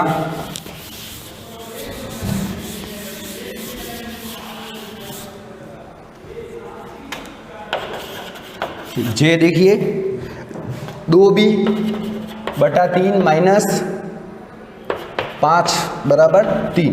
क्लियर। यहाँ पे अपन को जो चर दिख रहा है, क्या दिख रहा है, b दिख रहा है। इस b की वैल्यू निकालनी है। सबसे पहले अपन को क्या करना है, वही तरीका, चर एक तरफ, अचर एक तरफ। ध्यान से देखना, 2b का 2b/3, ये माइनस के 5 जब बराबर के उधर जाएंगे क्या आ जाएंगे, प्लस के 5। क्लियर। आगे देखिए 2b/3 बराबर 3 और 5 कितने हो गए, 8। आगे देखो इस 3 को हटाओ, पहले 3 क्या है, भाग में, जब बराबर के उधर जाएंगे क्या आएंगे, गुणे में आ जाएंगे, तो क्या आएगा 2b बराबर क्या आ जाएगा 8। 3 भाग में, भाग से गुणे में चले जाएंगे। ठीक है, तो 8 × 3 हो जाएंगे। इधर देखो 2b बराबर क्या हो गया 24। अपन को यहाँ पे b की वैल्यू फाइंड करनी है। b बराबर क्या आएगा 2 गुणे में, बराबर की तरह जाएंगे, क्या आ जाएंगे, भाग में आ जाएंगे, और 2 का भाग लगाओ 24 में, तो b बराबर क्या आ गया 12। ये आपका आंसर। क्लियर। ये हो गया सवाल नंबर पहला अपना कंप्लीट पूरा। आगे देखिए सवाल नंबर दूसरा, निम्न समीकरण को हल कीजिए। ठीक है, ये थोड़ा अलग टाइप का है। इसके अंदर आपको कोष्टक में समीकरण दे रखी है। पहले अपन क्या करेंगे, कोष्टक में संख्याओं का गुणा करेंगे आपस में, फिर समीकरण के अंदर चर अलग करेंगे, अचर अलग करेंगे। ठीक है, सवाल नंबर दूसरे का देखिए, पहला देख लीजिए दूसरे का। ए क्या कह रहा है, 2 कोष्टक x + 4 बराबर 12। ठीक है, इसके अंदर आपको सबसे पहले क्या करना है, देखो मैं आपको पहले ही बता देता हूँ कि कोई भी कोष्टक है और बाहर कोई संख्या है, उसके पास में कोई निशान नहीं है, तो हमेशा वो संख्या क्या है, गुणे में आएगी। क्या है, गुणे में। ध्यान से देखना, यहाँ पे लिखा हुआ 2 × कोष्टक x + 4 बराबर 2। आपको सवाल इस तरह से नजर आएगा, परंतु यहाँ पे कुछ भी नजर नहीं आएगा, वो हमेशा ध्यान रखना, यहाँ पे क्या है, गुणा। ठीक है, सबसे पहले अपन इसको हल करेंगे। यहाँ पे देखो 2 गुणे में, जब ये बराबर के इधर आ जाएगा, क्या आ जाएगा, भाग में। पहली कंडीशन ये है। ठीक है, तो सबसे पहले मैं इस 2 को हटाता हूँ। देखो तो x + 4 रहेगा यहाँ पे बराबर 12। ये 2 क्या है, गुणे में, बराबर के इधर आ जाएंगे, क्या आ जाएगा, भाग में आ जाएगा। क्लियर। आगे देखना, यहाँ पे क्या रहा है, x + 4, 2 का मैं 12 में भाग लगाऊंगा, कितने आएंगे, 6। आगे देखो अपन को x की वैल्यू फाइंड करनी है, तो x की यही रहेगा, और ये 4 प्लस के हैं, जब बराबर के उधर जाएंगे तो क्या हो जाएंगे, माइनस के हो जाएंगे, तो x बराबर क्या आ गया 2। ये आपका आंसर। क्लियर। आगे देखिए दूसरा आपको करना है इसका b, c में बता रहा हूँ। c देखिए 3 कोष्टक n - 5 बराबर -21। क्लियर। 3n - 5 बराबर 21 माइनस। ठीक है, देखो नेक्स्ट, इसके अंदर वही तरीका, कोई चेंज नहीं है, यहाँ पे कुछ नहीं है, इसके बीच में क्या है, गुणे का निशान है। ध्यान रखना, 3 और इंटू कोष्टक n - 5, यहाँ कुछ नहीं है, इसका मतलब गुणे का निशान है। 3 क्या है, गुणे में। सबसे पहले इस 3 को हटाएंगे अपन, गुणे में इधर। Good morning class. जैसा कि अपन प्रश्नावली पढ़ रहे हैं, 4 सरल समीकरण, जिसके अंदर अपन ने 4.3 के कुछ सवाल हल कर लिए हैं। इसी कड़ी में अपन आगे बढ़ते हैं। सवाल नंबर देखिए F, देखिए सवाल नंबर F क्या कह रहा है।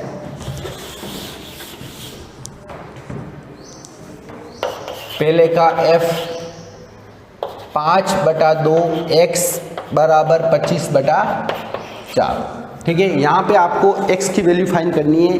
ठीक है, सबसे पहले अपन क्या करेंगे, ध्यान से देखना है। यहाँ पे अपन जब ऐसा सवाल आ जाए, इधर भी बटे में और इधर भी बटे में, तो हम सबसे पहले अपन क्या करेंगे, यहाँ पे अपन क्रॉस मल्टीप्लाई करेंगे। क्या करेंगे, क्रॉस मल्टीप्लाई, वज्र गुणन विधि से। ठीक है, हिंदी में बोलते हैं वज्र गुणन से। वज्र गुणन में क्या होता है, ध्यान से देखना, इसका गुणा इससे, इसका गुणा इससे। ध्यान से देखना, 5x का गुणा मैं करूँगा 4 से बराबर, इसका गुणा इससे करूँगा 25 का गुणा मैं करूँगा 2 से। क्लियर। आगे देखिए, अब सबसे पहले गुणा करो, 25 दूनी 50। अब इन दोनों का गुणा कर लो, 5 को 20 x, ठीक है। x की वैल्यू फाइंड करनी है, x को यहाँ रहने दो, बराबर 50, ये 20 क्या है गुणे में, बराबर की इधर आ जाएंगे, क्या आ जाएंगे भाग में। क्लियर। 0 से 0 कट गया, x बराबर क्या आ गया 5/2, ये आपका आंसर। क्लियर। ये हो गया सवाल नंबर F पहले का। क्लियर। आगे देखिए, इसी घड़ी में सवाल नंबर लास्ट देख लीजिए, जे सवाल क्या कह रहा है आपके, 2b/3 -5 बराबर 3। ठीक है। यहाँ पे अपन को b की वैल्यू निकालनी है, वही तरीका, -5 को उधर ले लो सबसे पहले। यहाँ पे क्या रहेगा, देखो इधर 2b/3 बराबर -5, जब बराबर के इधर जाएंगे तो क्या आ जाएंगे प्लस के 5। क्लियर। आगे देखो 2b/3 बराबर 5 और 3 कितने हो गए 8। आगे देखो 3 क्या है भाग में, जब बराबर के उधर जाएंगे तो क्या आ जाएंगे गुणे में आ जाएंगे, तो यहाँ पे क्या आएगा 2b बराबर 8 × 3। आगे देखिए 2b बराबर क्या आ गया 8 तारीख 24। अब यहाँ से अपन b की वैल्यू निकालेंगे, 2 और b क्या है आपस में गुणे में, इसलिए इसको 2b बोला जाता है। तो इसको b बराबर आपका क्या हो जाएगा 24/2, b बराबर आपका 12, ये आपका आंसर। नेक्स्ट देखो सवाल नंबर दूसरा, समीकरण को हल कीजिए। ठीक है। इसके अंदर कोष्टक वाले हैं सवाल, इसके अंदर अपन को समीकरण का हल करना है। ध्यान से देखिए,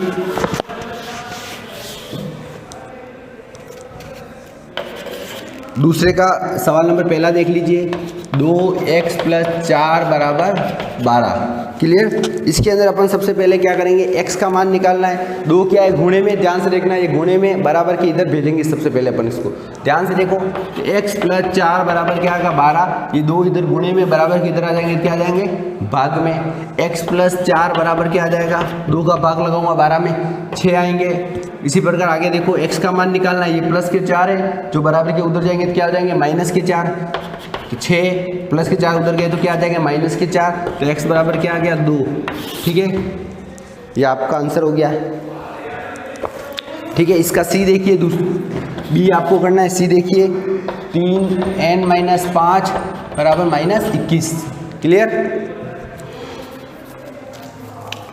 अब सबसे पहले अपन क्या करेंगे, यहाँ पे c का मान निकालना है, n का मान निकालना है, सॉरी n का मान निकालने के लिए यहाँ क्या करेंगे, इन दोनों के बीच में कुछ भी नहीं है तो क्या है इनटू है। ठीक है। सबसे पहले मैं क्या करूँगा, इस 3 का जो गुणा है वो इसको मैं इधर भेजूंगा 3 को, तो क्या आ जाएगा भाग में आ जाएगा। यहाँ पे क्या आएगा देखना ध्यान से, n - 5 बराबर -21, ये 3 गुणे में इधर आ जाएंगे तो क्या आ जाएंगे भाग में। क्लियर। आगे देखो n - 5 बराबर 3 का मैं -21 में भाग लगाऊंगा, क्या आएगा -7। क्लियर। आगे देखो n का मान निकालना है, n यहाँ रहने दो, ये -7 का 7 यहाँ रहेगा, ये -5 जब बराबर के इधर आ जाएंगे तो क्या आ जाएंगे +5। आगे देखो n बराबर -7 में से +5 गए, -7 बढ़े, यानी माइनस की संख्या में से प्लस की संख्या निकालेंगे क्या आएगा -2, ये आपका क्या आ जाएगा आंसर। ठीक है। क्लियर। आगे देखिए, इसी कड़ी में ये हो गया सवाल नंबर दूसरा कंप्लीट।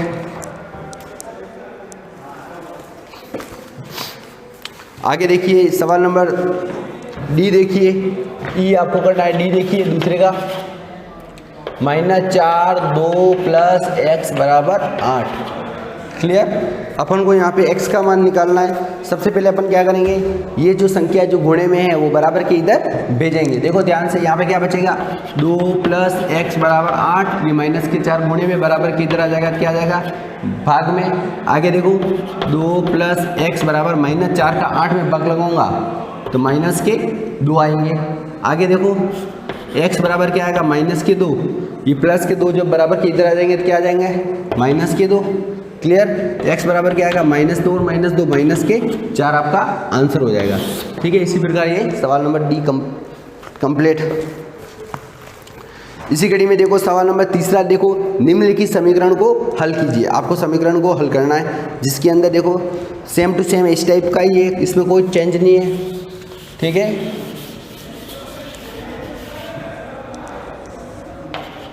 तीसरे का ए देखिए, इसके अंदर ए क्या कह रहा है, 4 बराबर 5 p माइनस 2।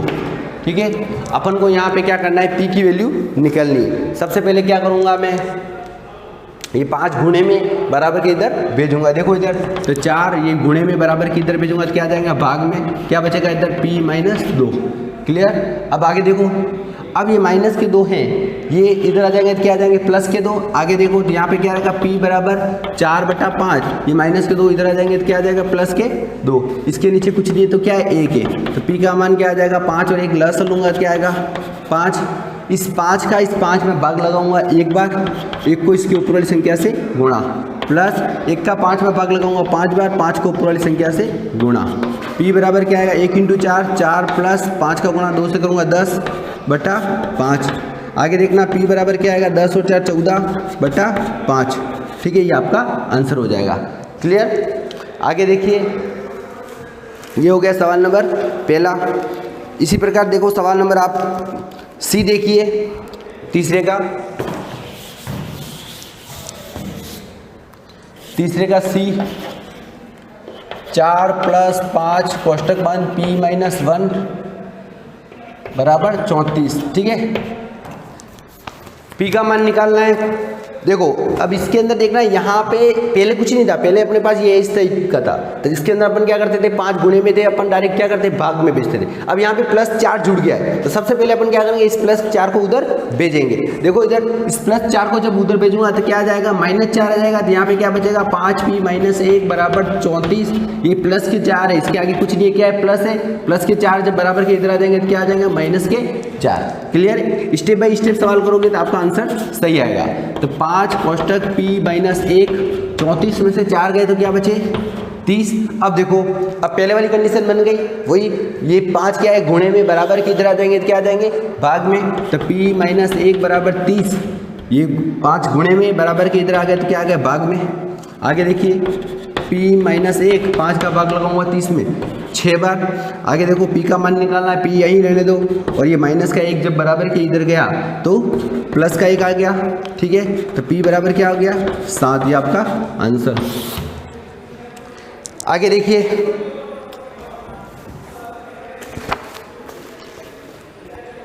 सवाल नंबर ई देख लीजिए लास्ट। इसके अंदर जो भी बाकी है सवाल, 2 सवाल वो आपको करने। 0 बराबर 16 प्लस 4 m माइनस 6। क्लियर। अब यहाँ पे देखो, ये पहले वाला जैसे ये प्लस के 16 है, ये बराबर के इधर लाएंगे तो क्या हो जाएगा, माइनस के 16। देखिए ध्यान से, ये हो गया माइनस के 16 बराबर 4 m माइनस 6। क्लियर। ये 4 गुणे में बराबर के इधर आ जाएगा तो क्या आ जाएगा, भाग में आ जाएंगे, बराबर m माइनस 6। क्लियर। 4 का भाग लगाओ 16 में, 4 का जब 16 में भाग लगाएंगे तो प्लस माइनस के 4 आएगा, बराबर m माइनस 6। अब ये माइनस के 6 जब बराबर के इधर आ जाएंगे तो क्या आ जाएंगे, प्लस के 6, तो 6 माइनस 4 बराबर m। ठीक है, प्लस के 4 6 हो गई, क्योंकि माइनस के बराबर के इधर आते ही क्या हो जाएंगे, प्लस के। 6 में से माइनस 4 गए तो क्या रहे, 2। m बराबर क्या आ गया आपके 2। ये आपके आंसर हो गया। क्लियर। अब अपन को ऐसी संख्या ढूंढनी है या ऐसा चर ढूंढना है जिसके अंदर x बराबर 2 आंसर आना चाहिए। ठीक है। सवाल नंबर चौथे का 1 देख लीजिए, 1 आपको करना है। चौथे का a बराबर दे रखा है, x बराबर 2 से प्रारंभ करते हुए 3 समीकरण बनाइए। आपको x बराबर 2 रखना है और समीकरण बनानी है, यानी x का मान आपका 2 आना चाहिए। क्लियर। तो देखो मैं समीकरण ले रहा हूँ, 4x बराबर 8। अब देखो 8 कैसे, अब यहाँ से मैं x का मान निकालूंगा क्या आएगा, x बराबर क्या आएगा 8। 4 क्या गुणे में भाग में दूंगा तो क्या आ जाएगा, भाग में आ जाएगा। गुणे में बराबर की तरह आते ही क्या आ जाएगा, भाग में। जब 4 का मैं 8 में भाग लगाऊंगा तो क्या आएगा 2। ये आगे समीकरण 1 बन गई। उसी प्रकार देखो और देख लीजिए, 4x प्लस 3 बराबर क्या लिखूंगे, यहाँ पे मैं लिखूंगा 4 का भाग लगाऊंगा, वापस क्या आना चाहिए, 8 आना चाहिए। तो यहाँ पे मैं लिखता हूँ माइनस के 3 कर दो, प्लस के 5 कर देता हूँ। देखो इधर आगे देखो, तो 4x बराबर क्या आ जाएगा, माइनस के 3 उड़ जाएंगे तो क्या आ जाएंगे, प्लस के 3। ठीक है। आगे देखो तो 4x बराबर क्या आ गया, 8, तो x बराबर क्या आ गया 8/4, ये आ गया 2, ये दूसरी समीकरण आ गई। ठीक है, उसी प्रकार एक समीकरण और देख लीजिए, लास्ट है इसकी।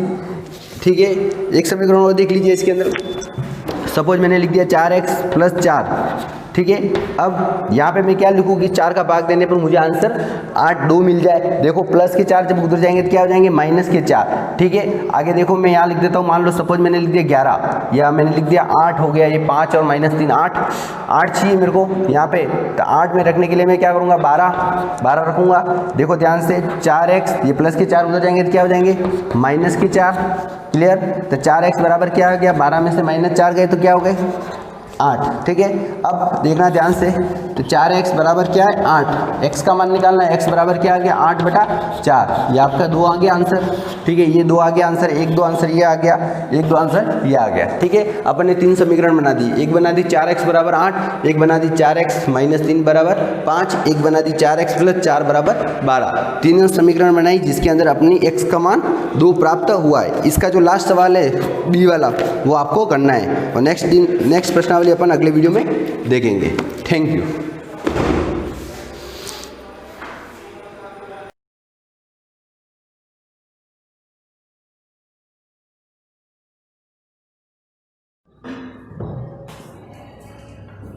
Good morning class. अपना लेसन यानी कि दिल्ली के सुल्तान को कंटिन्यू रखते हुए कल अपन ने मोहम्मद तुगलक की योजनाओं के बारे में अपन ने पढ़ा था, अलाउद्दीन खिलजी की योजनाओं के बारे में अपन ने पढ़ा था। इन्होंने किस प्रकार से मंगोलों को परास्त करने के लिए विभिन्न प्रकार के अभियान इन्होंने बनाए थे, किस प्रकार से इन्होंने विशाल सेनाएं खड़ी करी थी और सेनाओं के लिए इन्होंने क्या क्या कार्य किए थे, कौन कौन से कर लगाए थे इन्होंने, जिससे बहुत सी इनके प्रति जनता नाराज भी हुई थी ना। ये सारी चीज़ें अपन ने पढ़ी थी।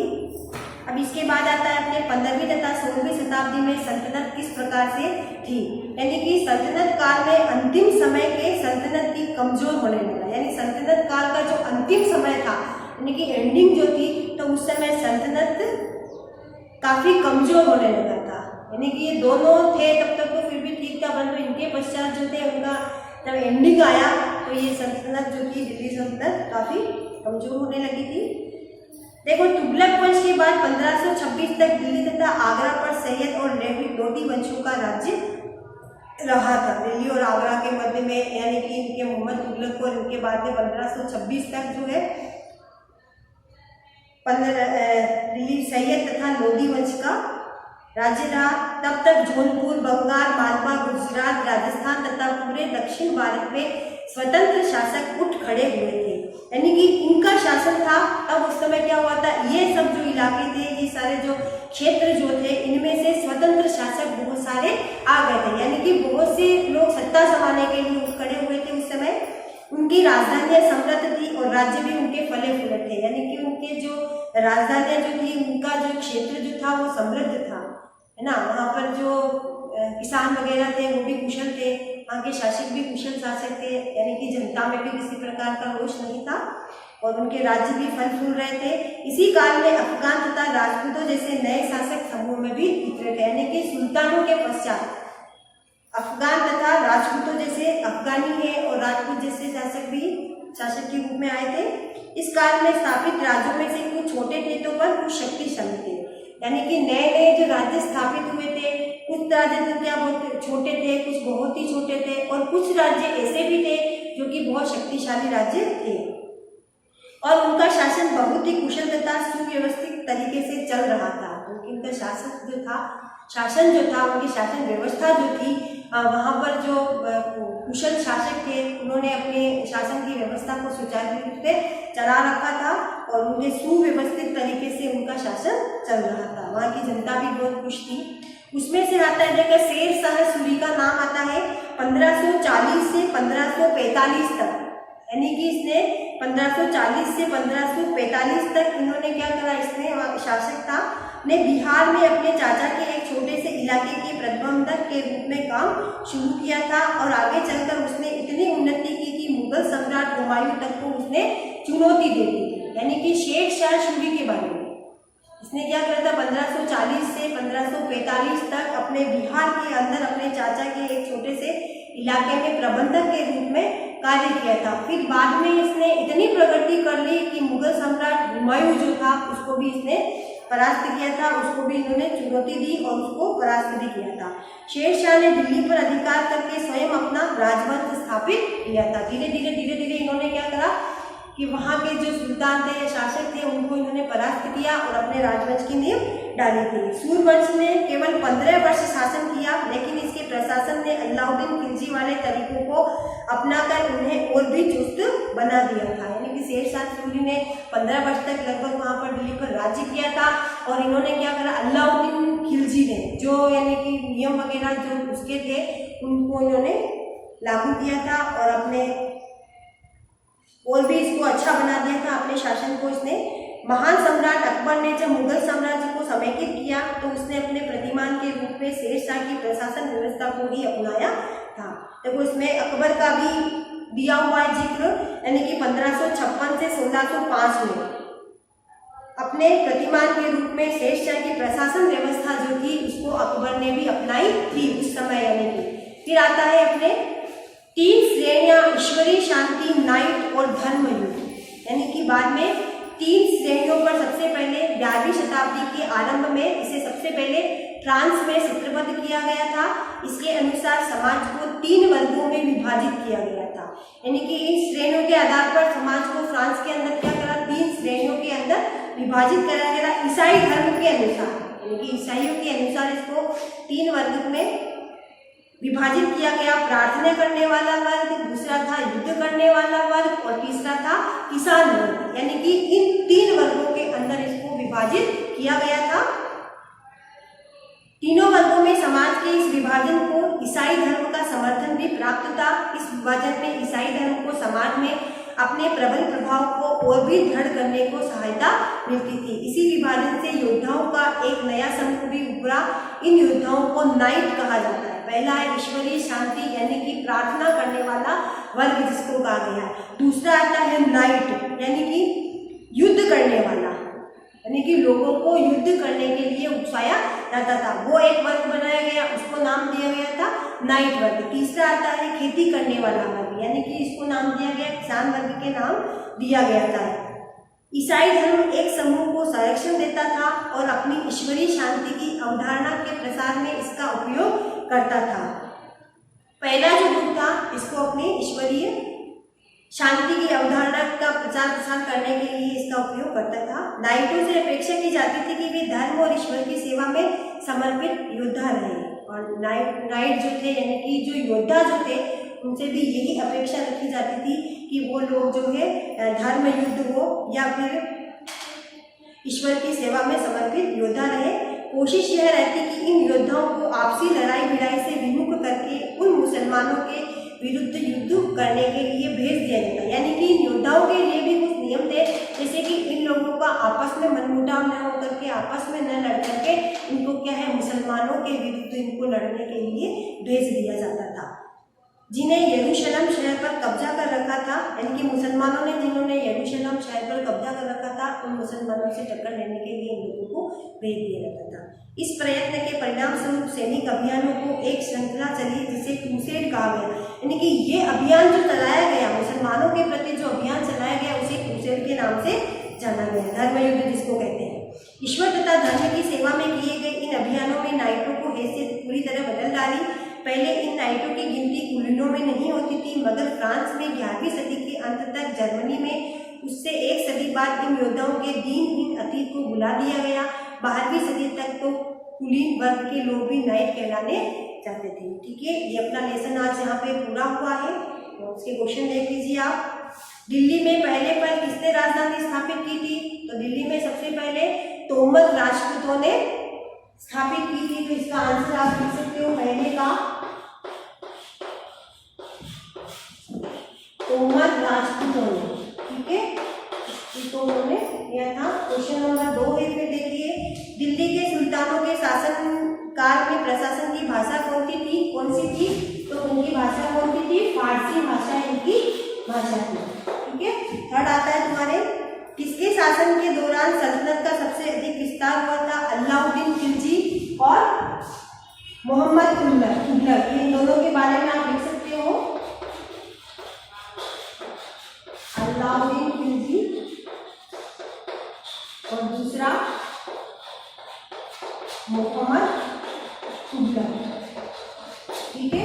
फिर थर्ड क्वेश्चन आता है, इब्न बतूता किस देश से भारत आया था? तो अफ्रीकी देश मोरक्को से, यानी कि 14वीं सदी के अंदर अफ्रीकी देश मोरक्को से जो है इब्न बतूता भारत आया था। लिख लेना, इसके लिए पेज नंबर इसका आंसर दिया हुआ है 40 के ऊपर, तो इसमें से आप लिख सकते हो। फिर आता है अपने न्याय चक्र के अनुसार सेनापतियों के लिए किसानों के हितों को ध्यान में रखना क्यों जरूरी था? तो सबसे पहले तो ये आता है कि अपना न्याय चक्र क्या था। देखो, राजाओं को क्या थी, सैनिकों की आवश्यकता होती थी, और सैनिकों को क्या होता था, उनको वेतन की आवश्यकता होती थी। वेतन किसानों से मिलता था और किसान खुशहाल रहे, ऐसी व्यवस्था जिस राज्य में रहे उसे न्याय चक्र कहा जाता है। समझ में आ गया? ये चीज आपको लिखनी है कि उस समय जो थी राजा को किसकी आवश्यकता होती थी, सैनिकों की आवश्यकता होती थी। सैनिकों को यानी कि धन की आवश्यकता, उनको वेतन पगार की आवश्यकता होती थी, और पगार इनको किनसे मिलता था, किसानों से मिलता था। तो किसान, जिस राज्य के अंदर किसान खुश है, खुशहाल है, तो वो क्या है, वो न्याय चक्र के रूप में माना जाता था। सल्तनत की भीतरी और बाहरी सीमा से आप क्या समझते हैं? जिस प्रदेश में बढ़ रहा है उस सीमा की अच्छी व्यवस्था है, यानी कि भीतरी सीमा का मतलब होता है कि जिस क्षेत्र में राजा राज्य कर रहा है उसके अंदर की जो सीमा होती है वो भीतरी सीमा कहलाती है, और बाहरी का मतलब क्षेत्र से कुछ दूर दराज जो सीमाएं होती है वो बाहरी सीमाओं के नाम से जानी जाती थी। फिर आता है तुम्हारे नेक्स्ट क्वेश्चन, मुक्ति अपने कर्तव्यों का पालन करे सुनिश्चित करने के लिए कौन से कदम उठाए गए थे? आपके विचार में सुल्तान के आदेशों का उल्लंघन करना चाहने पर उनके पीछे कारण क्या हो सकते थे? देखो, मुक्तियों को पद के लिए ये चीज कही गई थी कि आपका पद क्या होगा, वंशानुगत नहीं होगा।